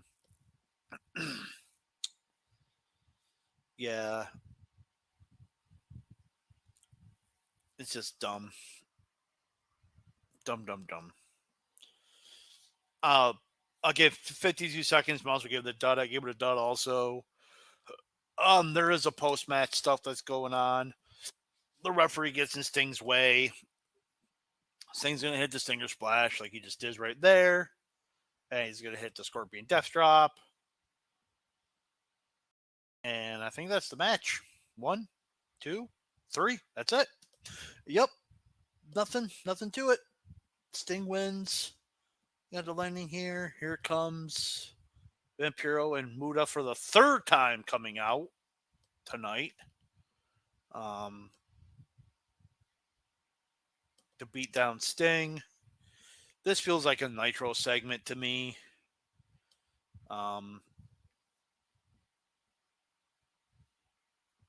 Yeah, this is just not good. This is a pay-per-view. I mean, like I said, this just feels like a Nitro segment to me. And I don't know. It's just dumb. I think they're going to try to repel. Oh, he's choking Sting with the cord because, of course he is. And here comes Chronic, the tag team champions, because, Muda tried to cost them the tag team titles earlier in the show. So Sting is an afterthought to this feud, which is absolutely stupid. What we should have watched was Fall Brawl 2000, which is actually a really good show. It's one of the WCW's last great. I think it is WCW's last good pay-per-view. Maybe we'll do that in the future, Fall Brawl 2000, which took place in Buffalo. So, yeah, there's a Kiss Demon just standing there while his buddies get, beat up because ? I don't know what's going on. It's just dumb. And I'm yawning and everything. So, yeah, it is. Oh, it's pill time. 8:14 here on the East Coast. Thank you guys for joining us for this shit show. Like I said, we already did the main event in the Judy Bagwell on the forklift match, and now it's just dumb shit after this. But the best match of the night is coming up next. Hopefully, Sleazy is back in time for this. Hopefully. Kiss Demon. Mm-hmm. I don't. I don't. Sorry. I was taking pills. Perfect timing, right?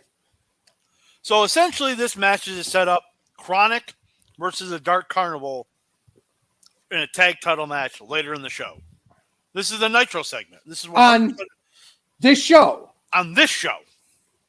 They were already in a match. Yes. And so was Muda. Right. What the fuck? And the Kiss Demon has already been. Well, yeah, he got squashed. But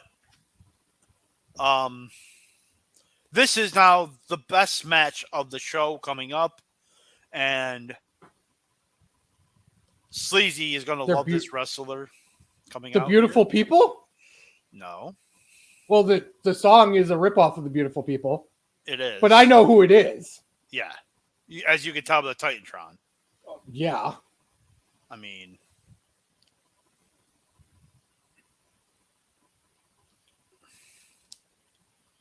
So after this match, I will take a pee-pee. Okay.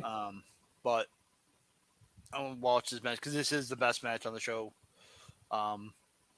Featuring Mike Awesome. It is.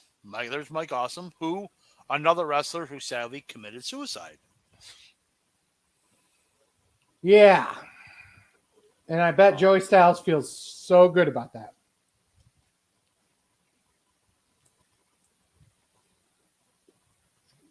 Okay. Well, the good news is we'll be talking about the Kiss Demon later because I want to talk about my favorite Carney in quite possibly the history of Carneyism. But I'll save that for a later segment because we fucking need content for this fucking show. The show does not stand on its own. So there is three belts. Lance 3 belts. He is the United States champion, which he dubbed the Canadian Heavyweight Championship. He is a Cruiserweight champion, which he dubbed Look at that guy just randomly in the back trying to hide. You're right. It looks like he's trying to pee. I know. What was I gonna say? The 100 kilograms or under title, and he is the WCW Hardcore Champion, which is the Saskatchewan Hardcore Invitational title, or shit. It is shit, isn't it? Okay. Invitational title. Okay, I got it. Shit. I'm picking up what you're laying down. You slow. Yeah, and of course he's the Canadian on the show, so he gets this. And Sleazy, I mentioned somebody earlier in the show. Hold on 1 second. Because we're going to have a special ringside enforcer for this match. Oh, for fuck's sake. And I already mentioned him. I mentioned him on accident, forgetting that he was a special enforcer of this match. Well, good news for you. I don't remember shit, so. You don't remember shit about fuck, my man. Right? So. I can only hope it's Scott D'Amore. I wish it was Scott D'Amore. Did I mention Scott D'Amore on the show already? No. I don't know. I just told you I don't remember. You have Alzheimer's. So. Yes. If he could be serious for a minute. Right. This match goes 11 minutes and 28 seconds. Fuck Dave Meltzer gives this a dud. Fuck him. It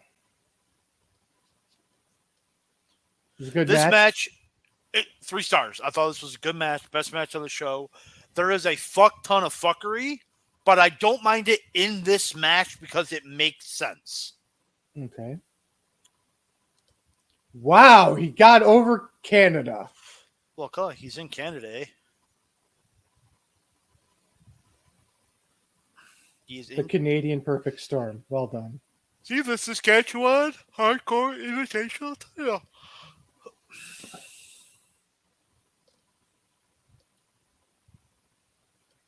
So I mentioned when you were gone, you were eating and shitting at the same time, I would assume.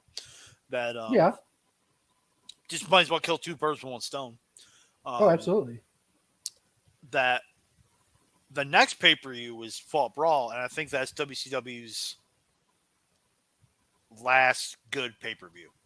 And we should be watching that instead of this. Right, yeah. Yeah, there wasn't a good show after Fall Brawl. They only had 4 shows after that, right? Am I counting right? Halloween Havoc, Mayhem, Starcade, Sin, where Sin breaks his leg. 6. Jesus Christ. There was 6? Yeah. Wow. After Fall Brawl. Yep. Only 6 more Papaloos. Make Mike awesome.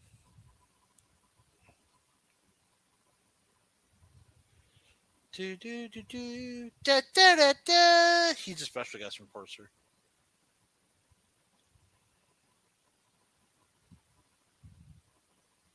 $32p. Come on. It's an easy fucking read.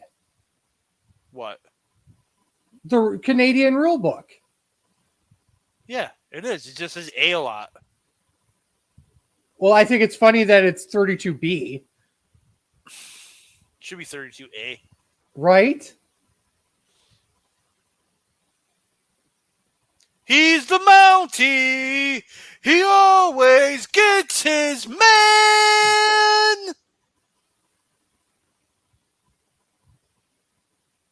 I was calling the police officers Mounties. And really, it's the Mountie. It is the Mountie. Except Canada hated when they called him the Mountie. I do know that. You call your police Mounties. And he has the Canadian rulebook.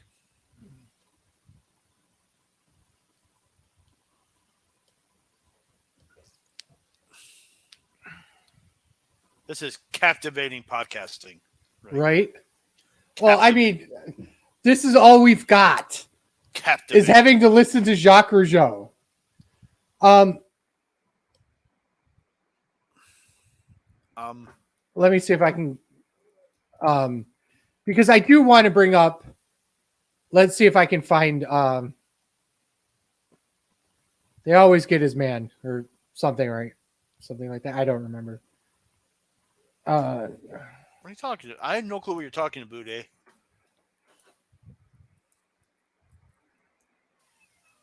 I'm trying to grab. Sleazy, don't do it. We don't like it kicked off. I mean, you need a microscope and tweezers, but I mean, just don't do it. It's not worth it. Okay, here we go. Time to play the game. Who did Jacques Rougeau train? Jacques Rougeau ever beat? Also well, true. I mean, I know there's one guy who's a former Universal Champion. Mm-hmm. Who's a friend of the show. And his name is Kevin Steen. That's a big one, right? Yep. You know who else he trained? Nobody I've ever heard of. So that's the end of that game.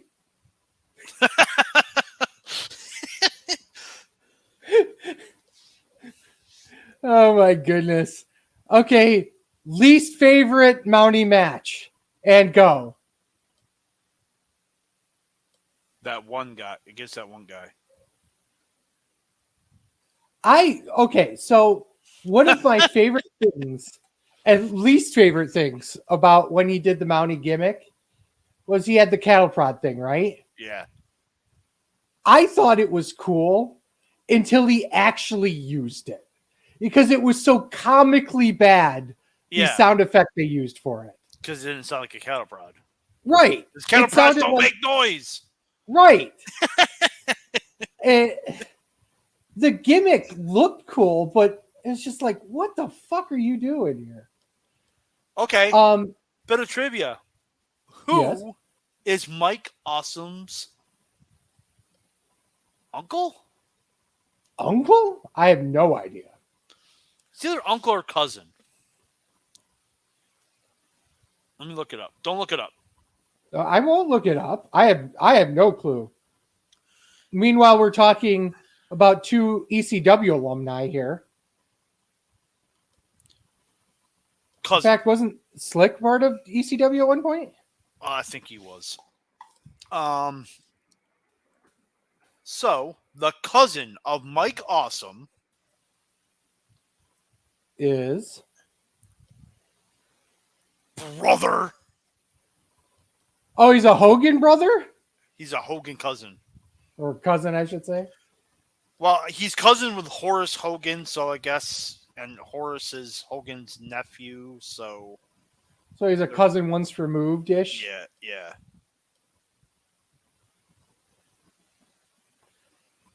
Slick was never part of ECW. He was only WCW, and then he went to TNA. TNA, yeah. Oh, he lands on a chair. Look at that.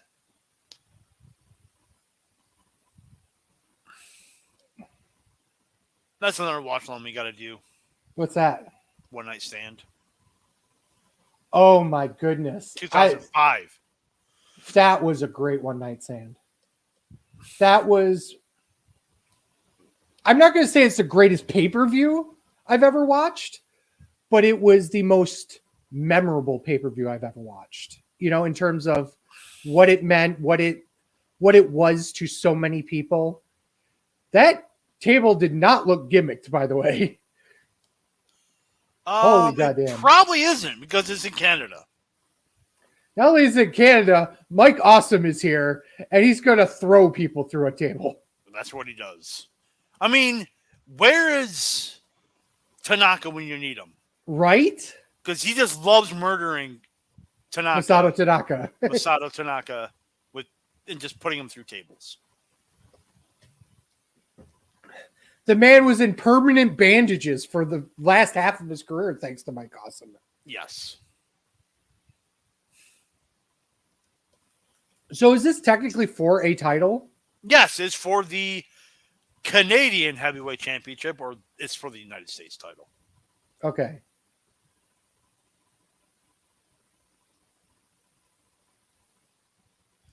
Mike Awesome, another. Holy shit! Yeah, well, fuck it. I'll just do clothesline instead. Well, that's Mike Awesome for you. He is the Sabu of, instead of chairs, he's ropes.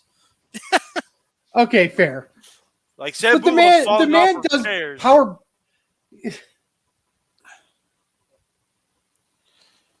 And he wins it with a backslide. Oh no, he kicked out. The best part is that I'm exactly 3 seconds behind you now, because you're saying he kicked out as he went down for one. Okay, we'll do a time cue. Perfect. I am at 146.52, 3, 4. I'm at 146, 5, 56, 57, 58, 59. Yeah, 2.5. Normally it's the other way around. Normally I'm behind you. Mm-hmm. So Mike Awesome just won the United States title. Okay. And okay. Joe is going through the rule book. He's like, nope, no. Oh my God, it's David Pinzer.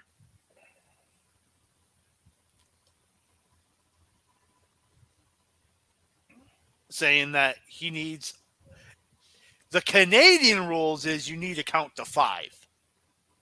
That's the Canadian rules. It's in the rule book. It's in the rule book.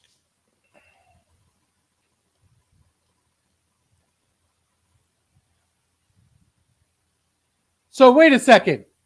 He's not going to get 3. He need 5, boy. Yeah. He has till 5, Ruff, is a real thing now. Well, yeah. I was making a Biggie Langston bit, but okay, that works too. Oh, God. What an Alabama slammer. He's like, Bob Holly, fuck you. That was only a 3 count. Only a 3 count, yep. See, I'm like, there's fucktardery, but it makes sense. Like, yeah. I like it. It is fun. And it's fun. It's a dragon sleeper.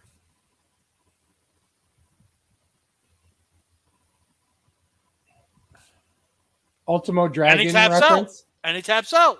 So Mike Awesome has won the U.S. title twice. Congratulations to Mike Awesome.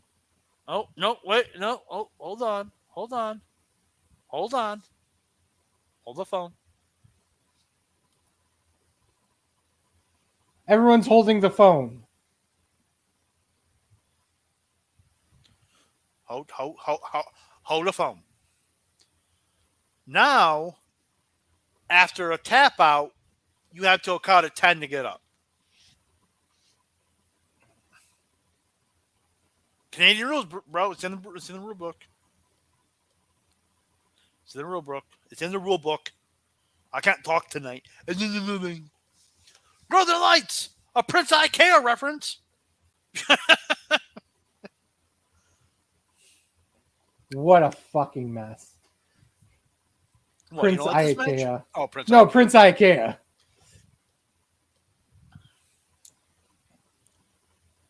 Only a 3 count.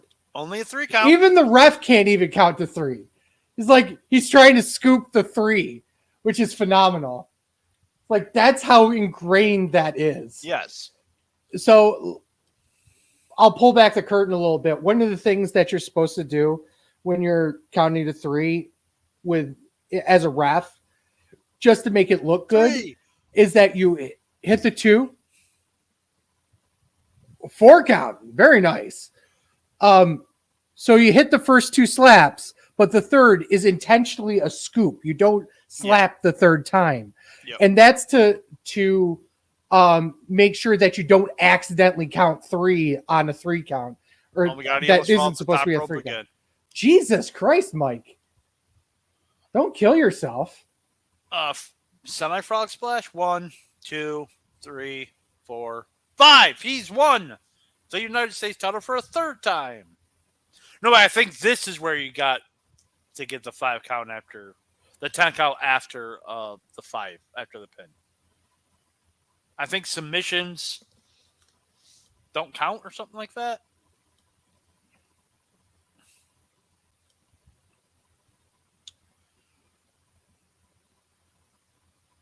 Wow. I do love Jacques in There are this no role, though. submissions and no countouts. That's right. No submissions and no countouts. And after a 5 count, you have a count. After the 5 count pin, you have a 10 count to get up to your feet. And it's in the rule book. It's in the rule book. God damn, pal.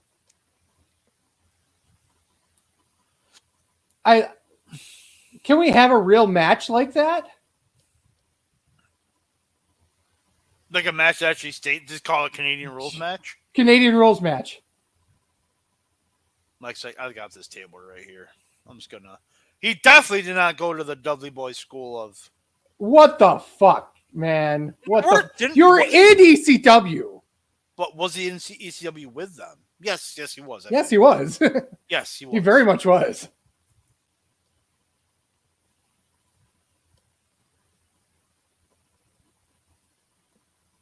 It's the metric system. Is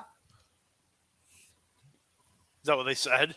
Yeah. It's like a 3 count. It's like a 5 count in Canada. It's the metric system. Awesome. Phenomenal. Was that Mark Phenomenal. Mark Madden said that, yeah. 1, okay, let's quickly. 3, 4. Only a 4 count.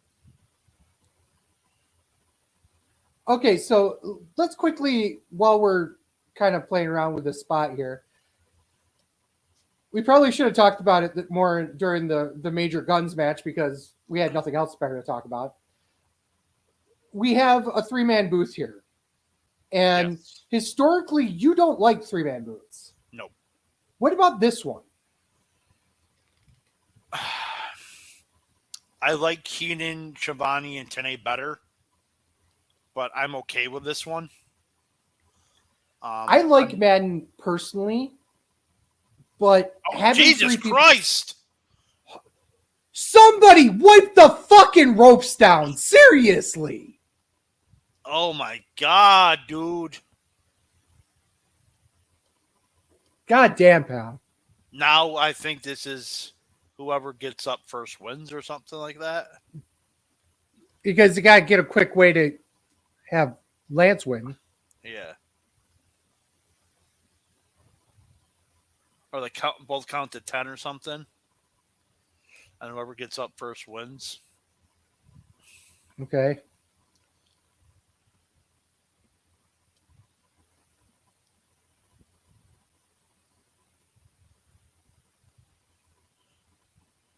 Dex them. Love it. See, I liked it. I mean, yes, it's fucktardery, but it's supposed to be that way. This is, I hate to say this, it sounds so weird. This is what happened when you have fucktardery done right. I mean, you're not wrong. It was a fun little match. Yeah. It's something you would have seen in Chikara. Fuck you piece of 2-hour callback, motherfucker. 2-hour callback. A fucking shit. I'm gonna go in that toilet. I'm gonna nickname my toilet Chikara. Well, Fat Man's doing that and dumping out. I will take over here, having to deal with. Holy shit! It's Bret Hart. No one told me Bret Hart would be here. Fat Man, of course, not telling me much of anything. Shocker. But a couple of quick things, couple of liner notes, I guess, for the show. Obviously, we're doing these live watch-alongs. We might be doing more of them in the future. If you have a specific show you want us to do like this, please let us know. You can either DM us on the Wrestling Show's Facebook page, or you can send it to what a hug. What a fucking hug. You can actually send us messages at questions@thewrestlingshow.com. If you have questions for Sleazy and Fat Man or anybody on the show, email us at questions@thewrestlingshow.com. So with that being all said, I do want to also point out here, as we're watching fucking Bret Hart and basically the triad of Canadian wrestlers of 2000 plus, that you guys can find us not just on Facebook Live anymore. Like I said, we're doing this concurrently on YouTube, Facebook, as well as Twitch and Twitter even. So if you guys have that, have a moment to go out there and like any one of those of our channels, you can find that stuff at Linktree. That's linktr.ee/sleazyfatman. Welcome back, Fat Man. I wanna order the Vampiro New Blood Rising T-shirt. I don't think you'll be able to. Oh my God, it's Kevin Nash with both quads intact.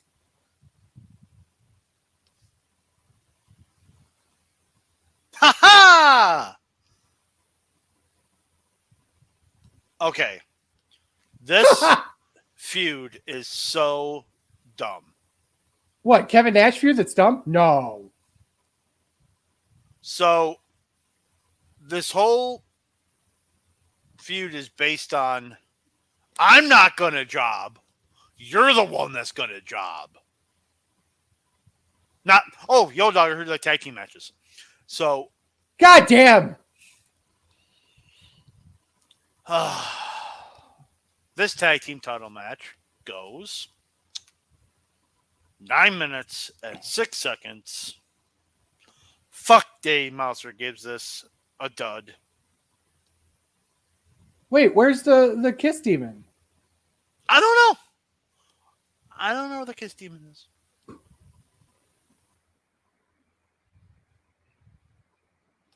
Oh, and by the way, when you were gone, I looked it up.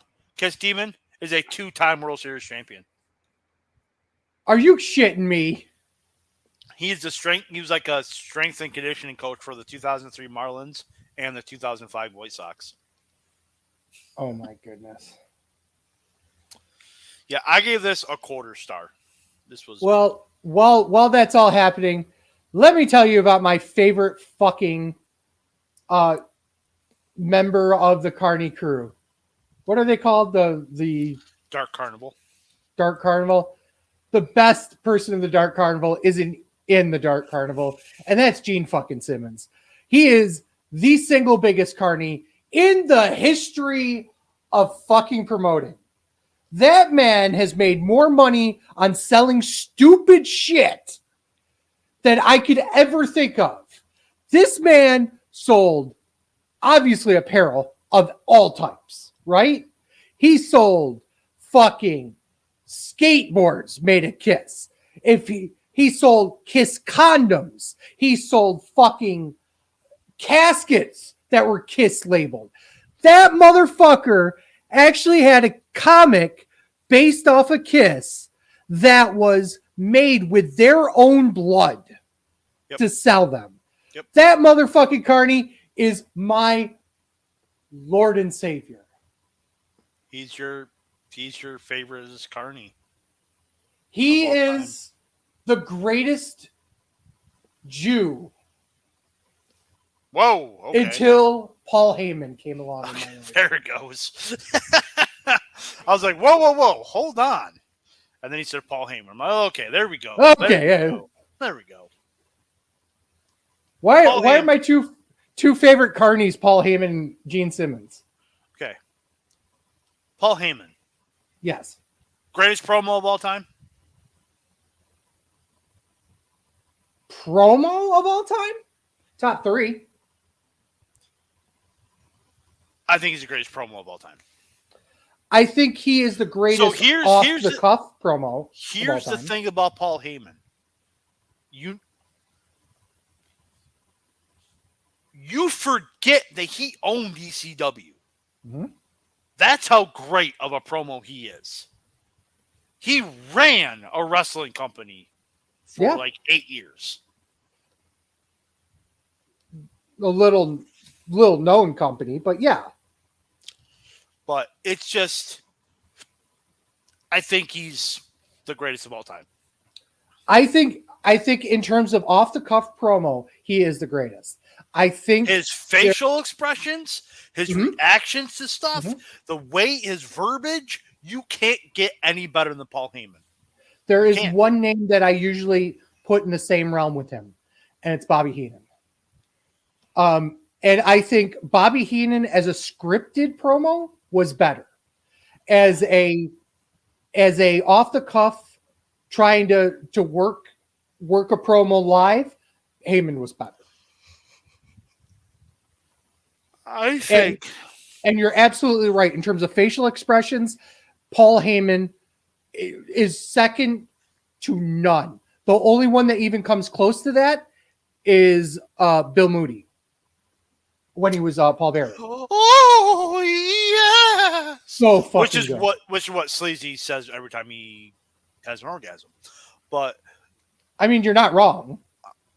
I know I'm not wrong. I mean, you pull the tweezers out, you stick it in, you go, oh yes.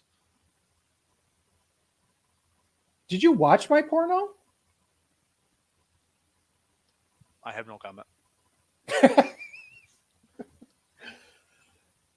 Oh, by the way, there's a tag team title match happening right now, but no one seems to care. That's WCW in 2000. Including the audience.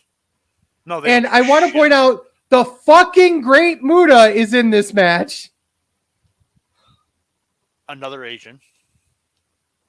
And I'll take a potential spoiler here, but I believe the Asians do not go over again. You wanted potential spoiler? Yeah, sure. As always, you are wrong, sir. Really? Chronic dies to them? Yes. I give up. I just give up. Because remember, the Filthy Animals get a tag title shot tomorrow on Raw, and they don't want to face Chronic. Spoiler. Wow. So Tom fuckery happens. Of course, it's WCW in 2000. Tom fuckery is happening in literally every match. Hey, this is 2000. You know, at least we're not hearing Waka Wo Hey Hey every match, okay? At least it's different people. Oh, yeah? Well, watch this. Watch this. Hold on. What a maneuver! What in the ever fucking love was that? What a maneuver is what it was. I still can't believe I'm looking at Vampiro right now. Vampiro! He doesn't even look like Vampiro. Vampiro! When, one of my favorite was Oklahoma. Okay, let me put it this way. Vampiro's run in Lucha Underground was better than his entire fucking run in WCW. What's Lucha Underground?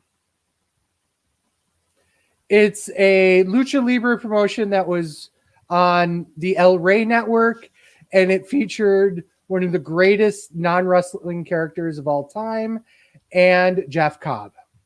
However, did it feature Kurt Angle? No, but it featured Jake Hager, which, if you squint really hard, still doesn't look like Kurt Angle. Because they look nothing alike.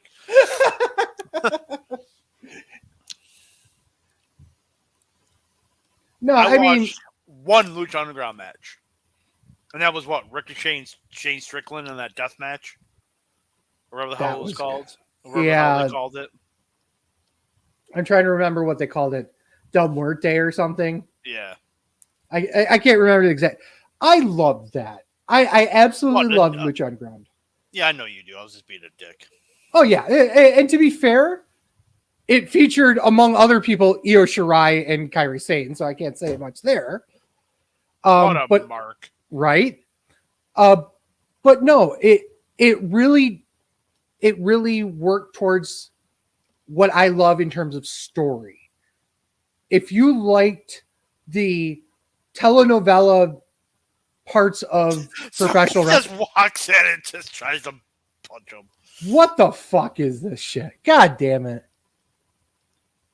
Chronic, these monster heels are getting beat up by a 40-something-year-old Asian and Vampiro.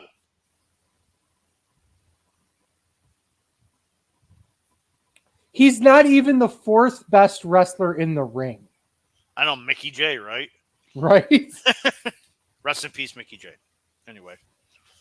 But yeah, I mean, with all due, and I know you shit on Chikara all the time. I get that, but Lucha Underground had a similar vein of that. It was very story forward, and a lot of current wrestling is missing that. AEW is missing the ball on that. WWE is doing pretty good with the Bloodlines storyline right now, but outside of that, there really isn't anything like that. Ring of Honor, obviously, fucking mess. Yeah. And Impact too is still not doing a lot of the deep rooted story. I think WWE. Well, it's not just long term, right? I think WWE with the Bloodline storyline, I think they obviously they're focusing it as their main story, but also I mean they can do long term storytelling, but I think they're kind of just like, okay, we're gonna do one. This storyline is going so long. There's rumor. Oh, missing Mickey J's face. There's rumors that Girls of Destiny has signed with WWE. So that could either further, that's going to further that storyline along. So again, you need the Mickey J's miss in the face in a no DQ match.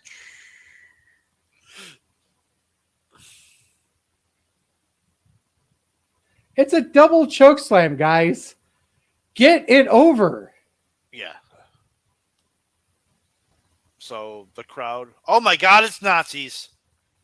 Oh God. The Harris brothers? Yep. I forgot. I thought it was Filthy Animals.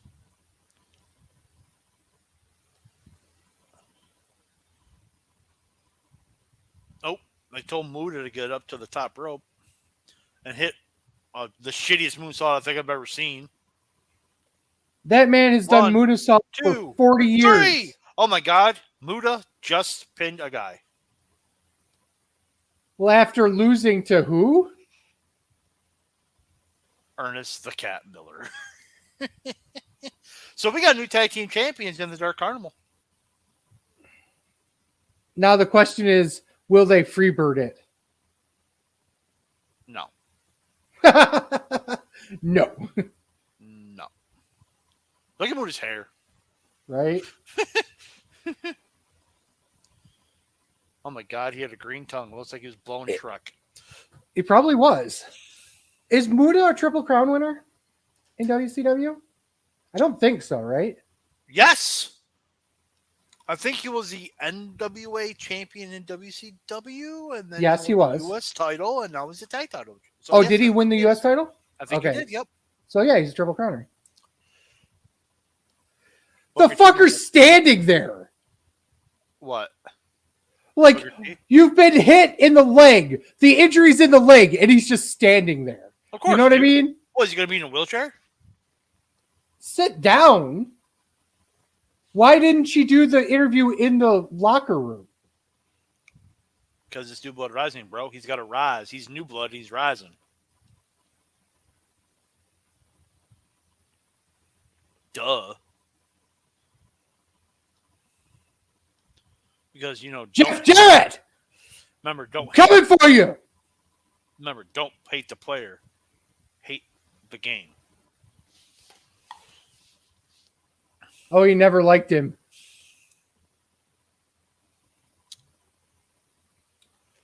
Yeah, so... Yeah, essentially, this feud is all about... The winner of this match gets a WCW title shot at Fall Brawl, and essentially, it's more like, you're not going to job, I'm going to job. I'm not going to job, you're going to job. Like, yeah, it's dumb.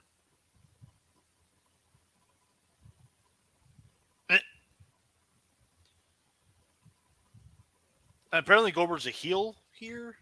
So Wait, what? yeah, he turned heel in June.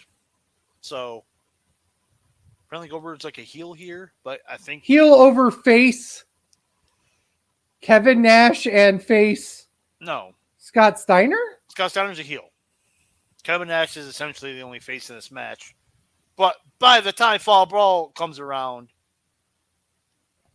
Nash is a heel, Goldberg's a face, and Steiner's still a heel. But yeah, That was 1 month.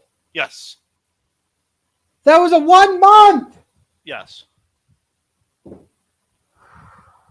Holy shit. Yes. Because the Do you have Goldberg some heel turn sort of fucking Gantt chart for this? because the Goldberg heel turn did not work. Shocker, the biggest face of the fucking company, when they turned him heel, didn't work. This match goes 10 minutes and 48 seconds. Which Fuck is 10 Dave minutes Mel- and 47 minutes seconds more than it should have. Yep. Fuck Dave Mouser gave this a dud. I'm wrong. And I'll give my notes at the end of the match. Because this is terrible. We got to get through this. Just We started this. We got to get through this. We We're almost are there. professional journalists trying to get through this fucking match and this fucking show. Why did you make me do this? Why was I involved in this? I'm starting to really get upset here because I can't fucking do this. I've been up all fucking day working my ass off to the bone, and now I gotta stick with this fucking working ridiculous your ass off to the bone. You were sitting in that same chair since 9 o'clock this morning. Absolutely not. I usually sit in a better chair downstairs. This is my punishment chair for having to watch this shit. Okay, so they're playing Goldberg's music, and he's not coming out. Okay, shocker. Because he was in a, quote, motorcycle accident, which doesn't make any sense to what's going on. I thought you told me he was a heel. He is a heel. So they decided to do a sympathetic babyface injury angle to the heel Goldberg while they're cheering for him to come out. Perfect sign. Yes! Goldberg feels Gilberg. Fears, Sleazy. Also feels. Hey, he feels him. He feels him all right. But yes, Dwayne Goldberg Gill. fears Gilberg. 100%. Why are they booing? I thought he was a heel. Why are they booing? Yes. Because he's not coming out. Yeah, but he's a heel. No one cares about Goldberg. He's a bad guy. We don't want him to get a shot at the title. Yeah. But there's Goldberg signs everywhere, and yeah. I wonder if the heel turn worked.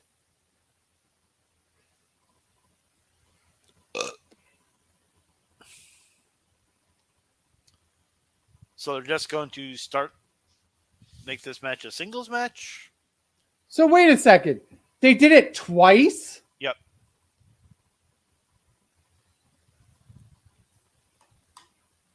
Yep. Holy shit. Yep. So we get the high profile match, Scott Steiner versus Kevin fucking blew out his quads Nash. By the way, to be fair, this is kind of a high profile match for the time. Yeah, that's true. Okay, I will give him that. This was a match that people wanted. Kind of. Ish. I'm surprised he didn't blow out his quad doing that big boot. Same. All I care about two things, okay? My freaks and my peaks. Yes. Wow. He's tied up in the cable cords. $1,400 camera in the shitter because he got caught up there. wonder what their pay-per-view payoffs were like. Oh, there's Goldberg right now. Just comes out a minute into the match, just fucking with taped up ribs. Well, nobody does a spear but him, so he's good. Right. Steiner does the... Beats the shit out of Nash. Steiner hits him once, and Goldberg just like, oh, ow, I'm concussed. Because Goldberg gets concussed by doing literally just walking. Well, I mean, he also concusses others by doing one thing, too. Just ask Bret Hart. Who, by the way, was here earlier. Thank you very much. You didn't tell me that. Oh, yeah, he showed up. Yeah, well, thanks for telling me. I marked the fuck out for no reason while you're gone. Wait, you marked the fuck out for no reason? Yes. Bret Hart was here. You should be marking out. Well, he did nothing. He came out, hugged people, and left. He's like, well, yeah, because he was still concussed. Yeah, well, you know. So is this match under Canadian rules as well? I wish it was, but it's not. No, it would have gone longer than it should have. It already has gone longer than it should have. Yep. Oh, no, he just concussed Steiner. Oh, concussion.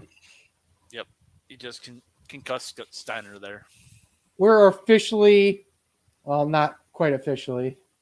Well, it should be officially because it's like 15 seconds away. A half hour away from finishing this god-awful mess. Oh, my God. I thought he was going to rip a quad there. You probably rip something. Right is between somewhere in between the groin and the grundle. I was just say rip ass, but okay. He probably also ripped ass. Okay, favorite Goldberg match.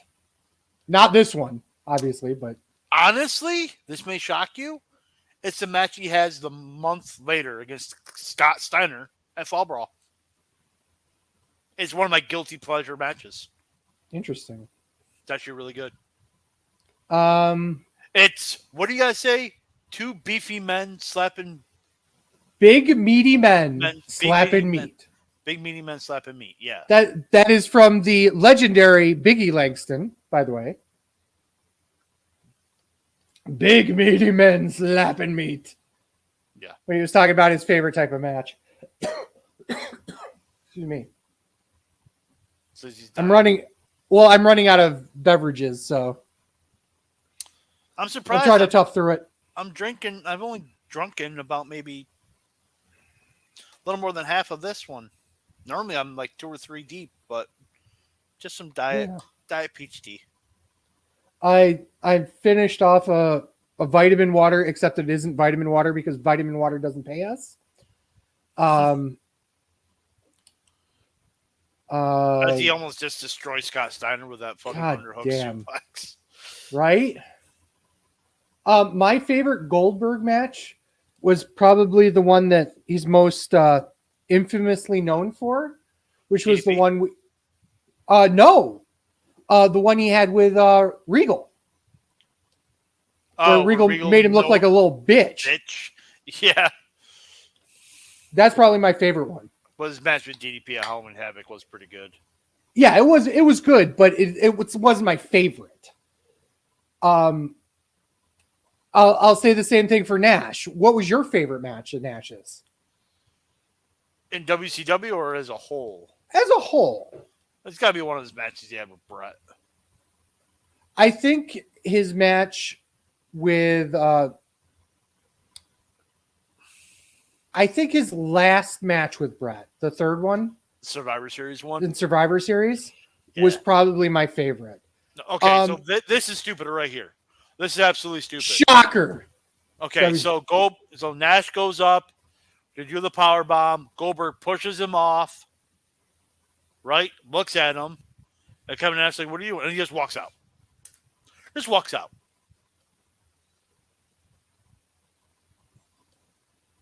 What the fuck is this? Right. And here comes your boy. My favorite boy. Vince Russo gets in Goldberg's face, telling him you got to go back in there and do the job.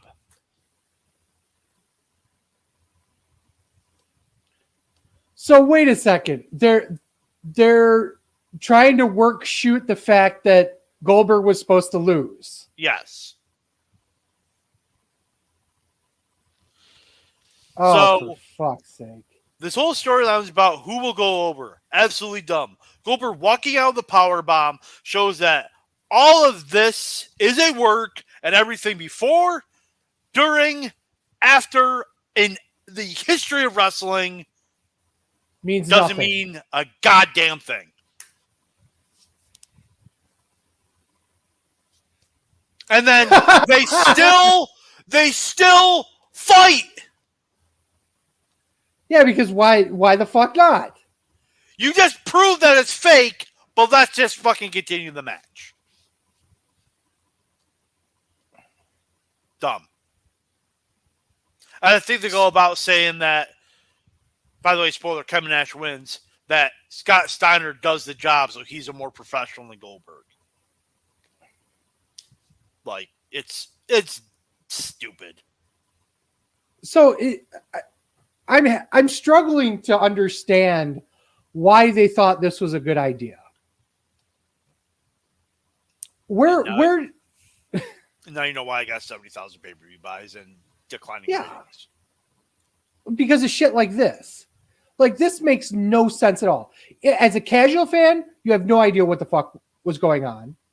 If you have any idea about the wrestling business, I think Russo is catering to the online fans, the smart marks, the dirt sheets, which at this point in 2000 was about 0.5% of the audience.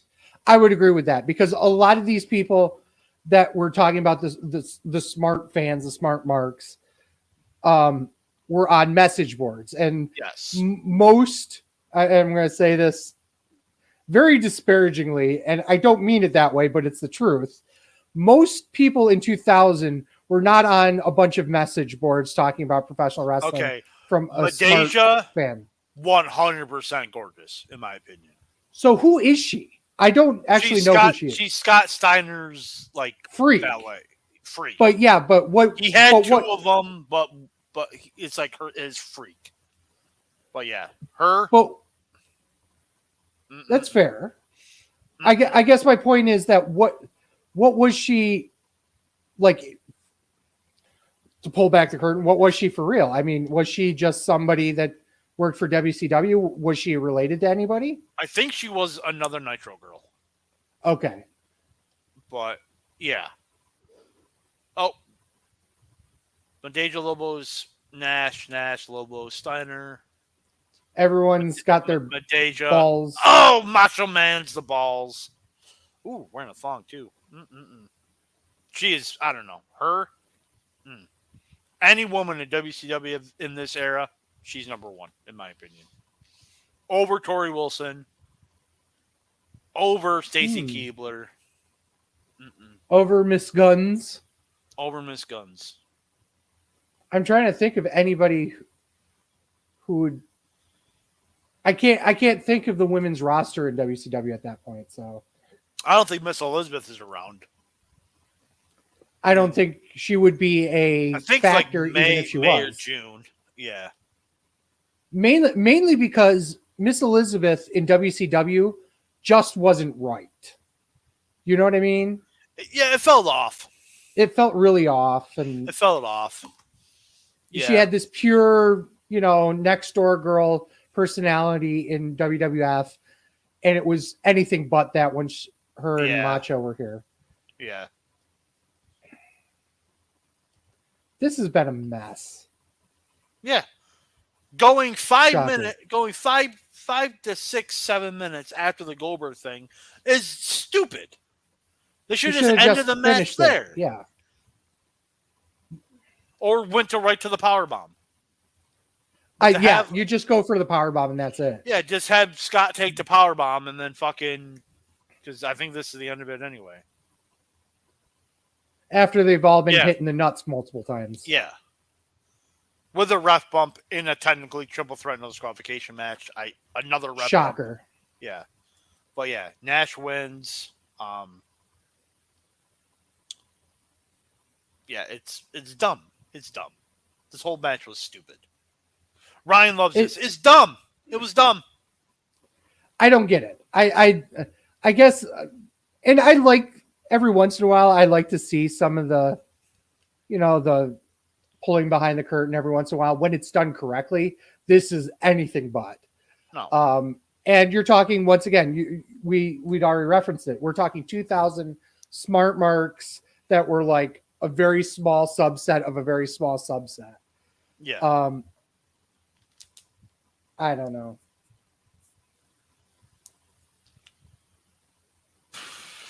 Yeah. Now it's time for the. Go ahead. Oh, I was just going to say them referencing it on commentary too is just makes it even worse. Yep. Yeah. If they were going to play this, the announcer should not have said a word about that. Right. And you're absolutely right. It should have been immediate. Called it off. You had Russo do whatever, or whisper to fucking Steiner dies. Yeah. That would have worked. Yep. But to have them wrestle for like 6 or 7 more minutes afterwards for no reason at all. Yep. It's just fucking ridiculous. Mm-hmm. Well, now we're on to the last match. Not the main event, Ryan, but the last match. WCW Championship. Booker T defends against Jeff Jarrett. 14 minutes and 54 seconds. Fuck Dave Meltzer will give this match 3 stars. I gave it the Mike Sanders. 2 3/4. 2 3/4. There was just too much gaga. It's, again, a Jeff Jarrett main event, so it was just gaga everywhere. It didn't need it. Just let him have a fucking good wrestling match for 15 minutes. That's all you needed. But, yeah. Yeah. Wait a second. Listen to that money roll right in. From Michael Buffer? Yep. I mean, walk out the door. Cha-ching! Cha-ching! Cha-ching! You know how much he was getting paid for this? There have been so many rumors about it. I don't know if it's true. What was it, like $250,000 or something? No, it was $5,000. Yeah, but the rumor was it was like $250,000 a year to do it. And well, he does it 12 times a year. 12 times 5 is 60. 60 grand? Fuck, that's easy money. Well, just to do this, yeah. And of course you do realize that he's making so much residuals off of this, obviously, but off of the Ready to Rumble boxing game. The every time he said it in the ring for any boxing match, he gets residuals off of it. I'm sure he's got merch because he's a fucking carny. Well, everyone's a carny. In fact, I gotta see if he has merch now. Of course you are. I would have laughed if Jeff Jarrett fell off that stage into that mud. Right? Oh my God. Sleazy, how much? Okay, so first of all, he has a website. Of course he does. Of course he does, right? Yeah. Let me see if I can find some cool stuff of his. He has for $34.21 plus tax and shipping a Let's Get Ready $34.21. It's a weird number. Yeah. Well, if you go up higher, it's $35.15. Of a Let's Get Ready to Rumble t-shirt, you could get a hat for $36.92. You can get a hoodie for $60.78. I want to point out that if you go to the shop.thewrestlingshow.com, you could get a beautiful pullover hoodie of I Hope You Step on Allegro. You can actually see Ryan's I Hope You Step on Allegro shirt on Instagram. But you can get that for under $60. You can get that for under $50. Yes. So beautiful. But yeah, the man is just insane. I'm trying to see if he still does like cameo and shit. Well, he probably almost certainly does bookings. There's Booker T with the knee brace limping. He's walking worse than when he was standing getting the fucking... He was walking worse than when he was standing. Makes sense to me. Yeah. Well, when he was doing the interview, standing to do the interview. I think it's hilarious that when you go to Michael Buffer's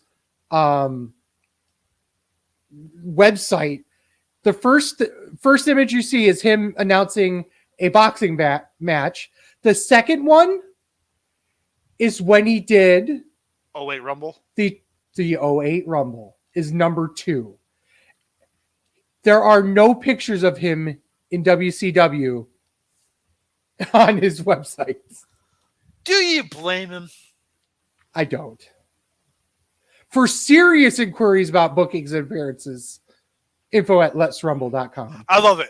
Serious inquiries. Where's the non-serious? Assholes like us would need not apply.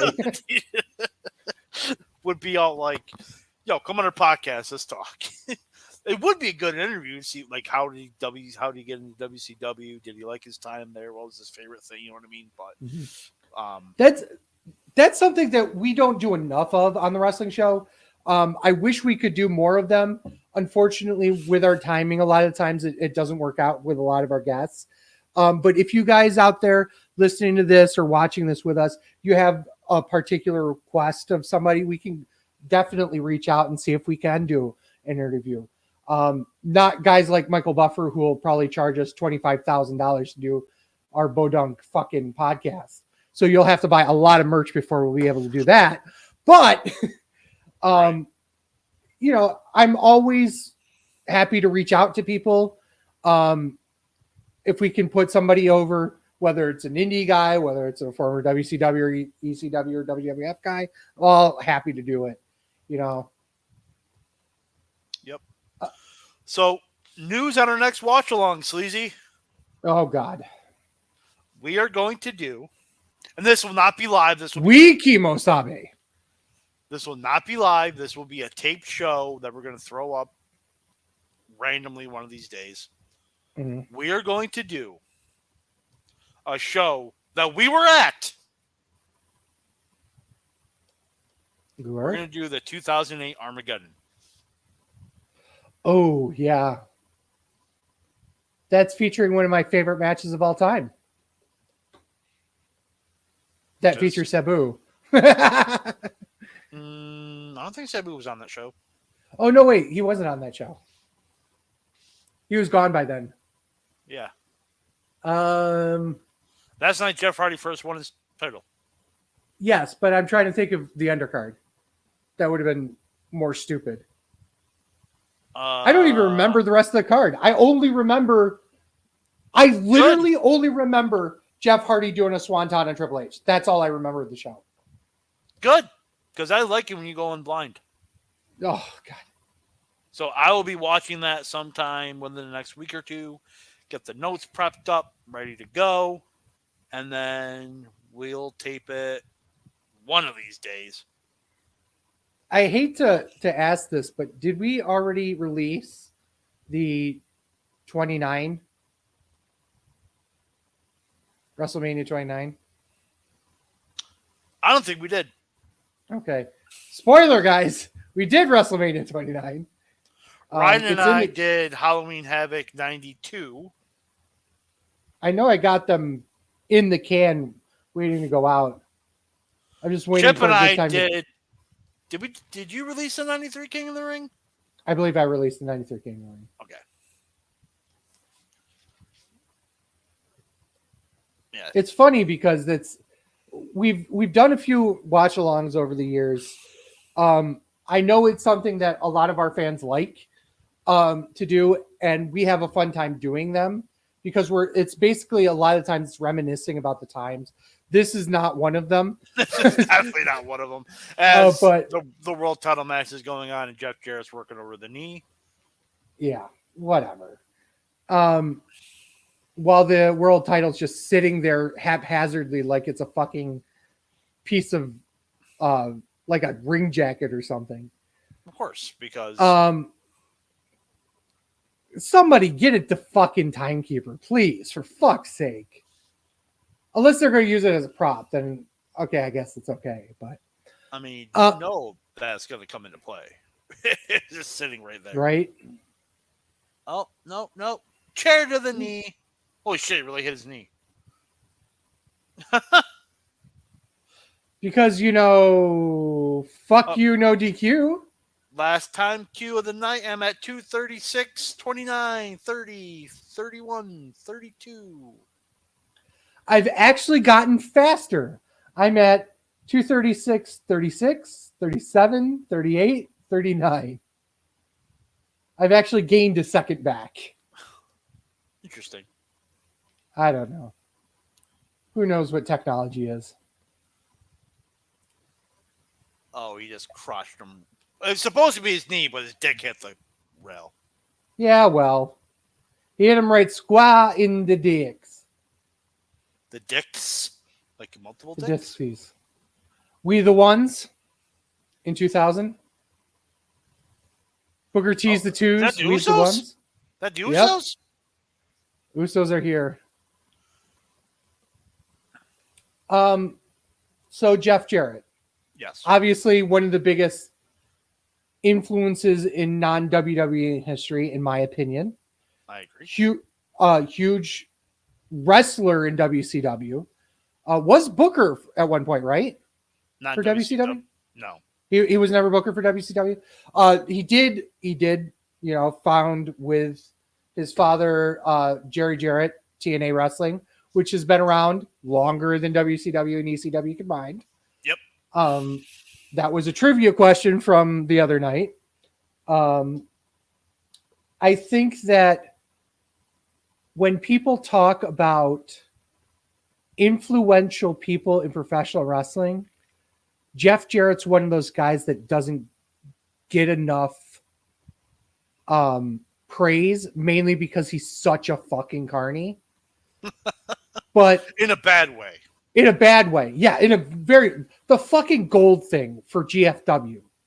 The fucker was doing cash for gold as a part of Global Force Wrestling. What the fuck, dude? But I think there's something to be said about the man that can have such longevity in this business. Not many people have that. And Jeff Jarrett does. Yep. I've always been he was never my favorite wrestler, but he's never like he's nobody's favorite wrestler. No. But I could tolerate him. I wasn't like, oh gosh, Jeff Jarrett, I gotta turn it. You know what I mean? Like, right. Okay, you work on the knee and you do that spot. Okay, cool. No issues at all. I don't know what the fuck that was. Was that like a neck breaker or a clothesline or? It was a lariato. I don't speak Canadian. Sorry. Well, that sucks for you because they're in Vancouver. So. Well, the sound's off. So. I've been actually listening to the sound the entire time. By the way.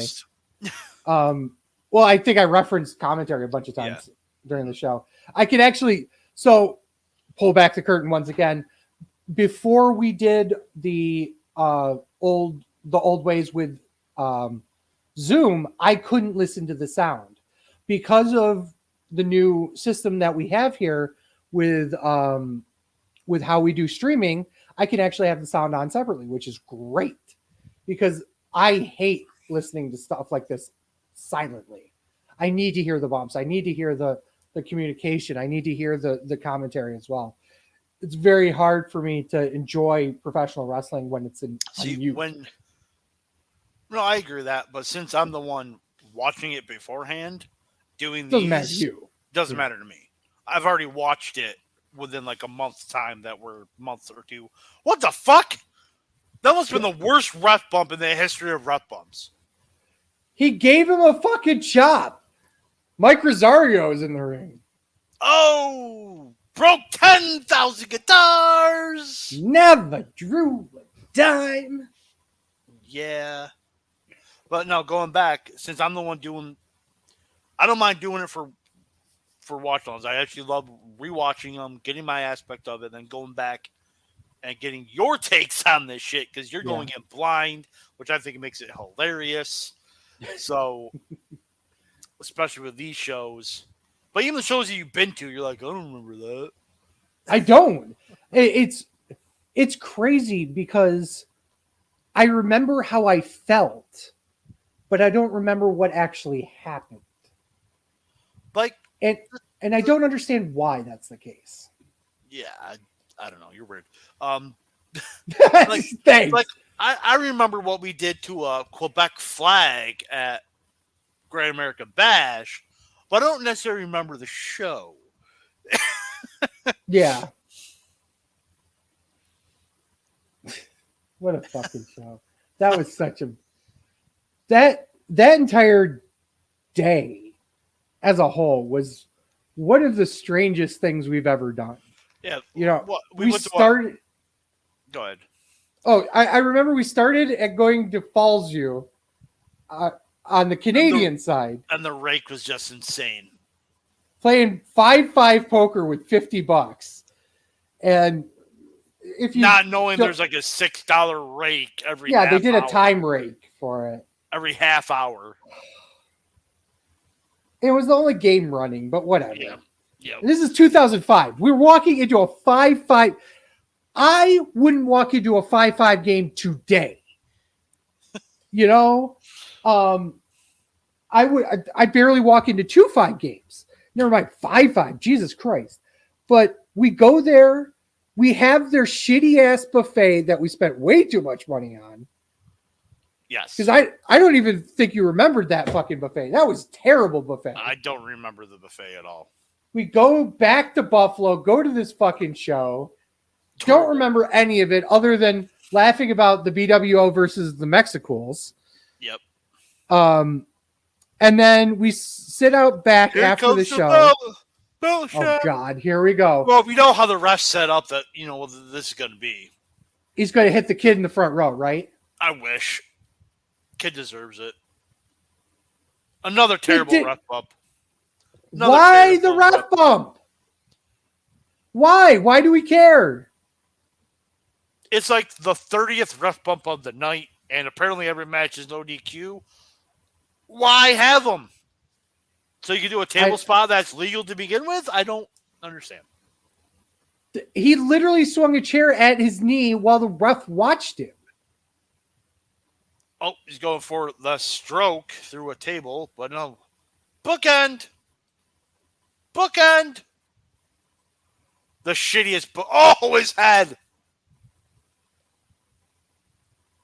Ow. I didn't notice. Holy shit. How the fuck is that man not concussed right now? How is his neck not broken? Right? I just noticed that. I've never noticed that doing the rep. That is back. Fucking gnarly. That table. And I want to point out, that table's gimmicked. The one earlier was not. Was not gimmicked, no. The one with Mike Awesome was not gimmicked. But that one was. Why? That was bad. That was probably the most unintentionally gnarly table bump I've seen in a long time. That was bad. Yeah. Okay, I got a tweet at Jeff Jarrett about that. Let's see if I can get a hold of him. All right. And and apparently there's countouts now, but yes, but no DQs. No DQ. So it's at Slapnuts, right? I don't fucking know what his Twitter is. At Slapnuts. And Jarrett's foot's on the rope. He's all like, "Fuck this shit! I'm running away." Jeff Jarrett. Is it the real Jeff Jarrett? We are watching WCW New Blood Rising. He killed another ref? So we've gone through 2 fucking refs now? He, quote, unintentionally hit the ref with a chair. A stroke on the chair. It's over. Why'd you do? No, Jeff. Why'd you do that, Jeff? That's no good. Oh, come on, Oh, Jeff. come on, Jeff. Oh, little H. Lil H getting the run in. And he kicks out at 2. See, you don't need all this gaga. Just go up there and have a good match. And that was supposed to be a neck breaker, but it wasn't. 1, 2. Garrett kicked. Oh, he got his shoulder up. He doesn't really kick out. But yeah, that was bad.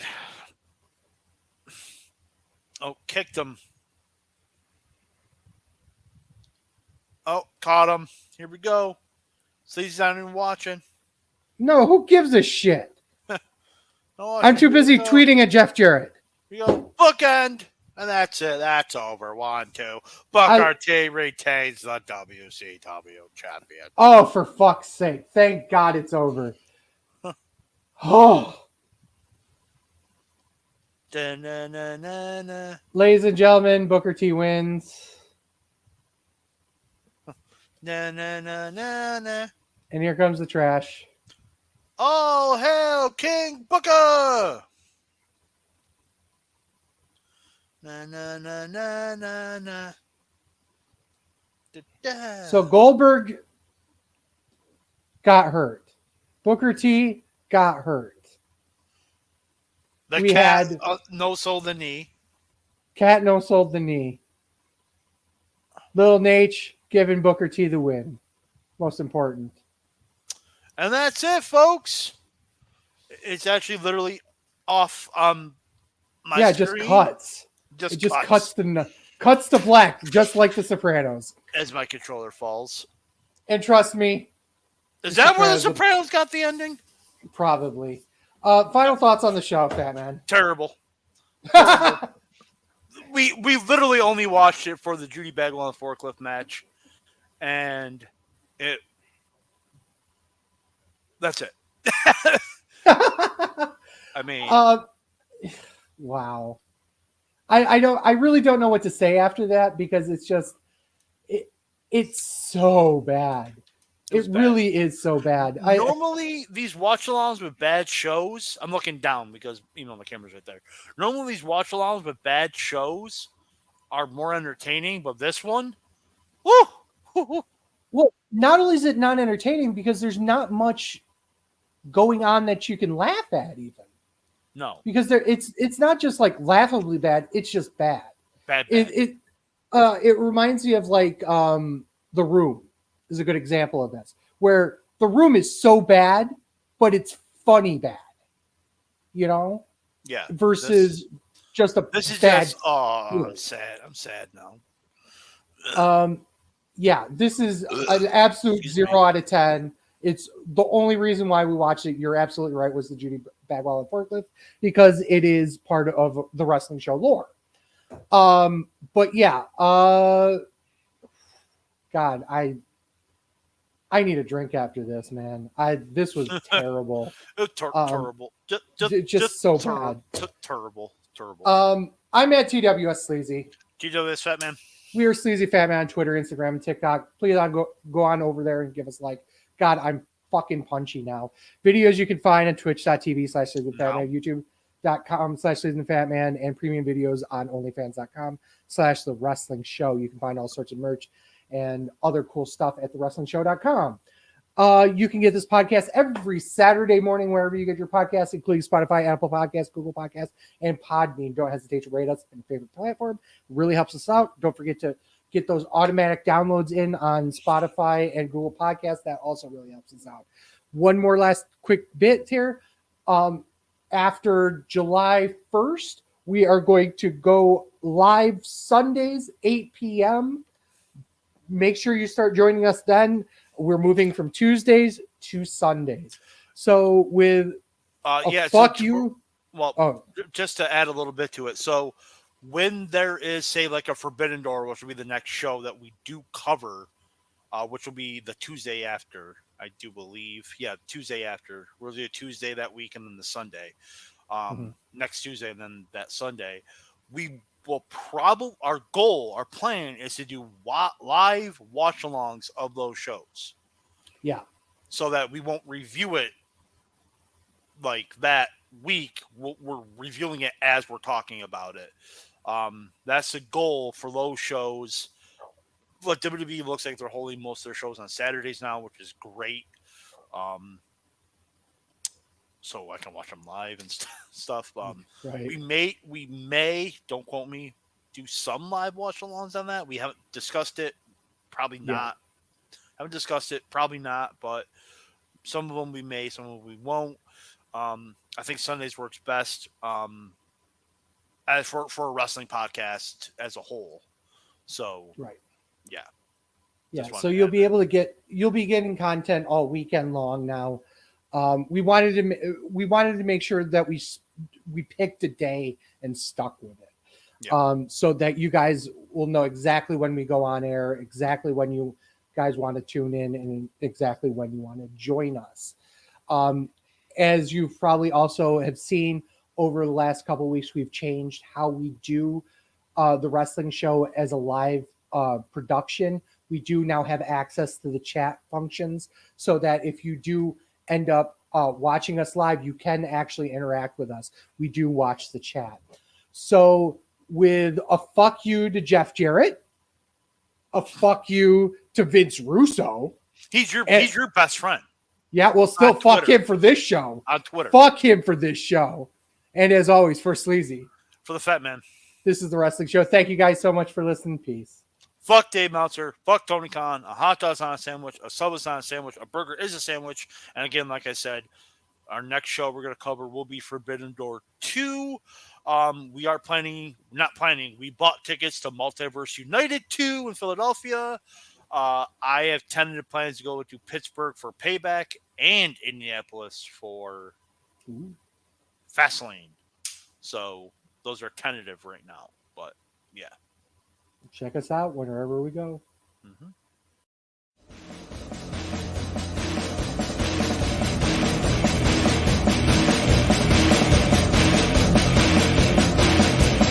I'm a truth that you seem to run from. I'm an army of one. I'm a clip in your gun.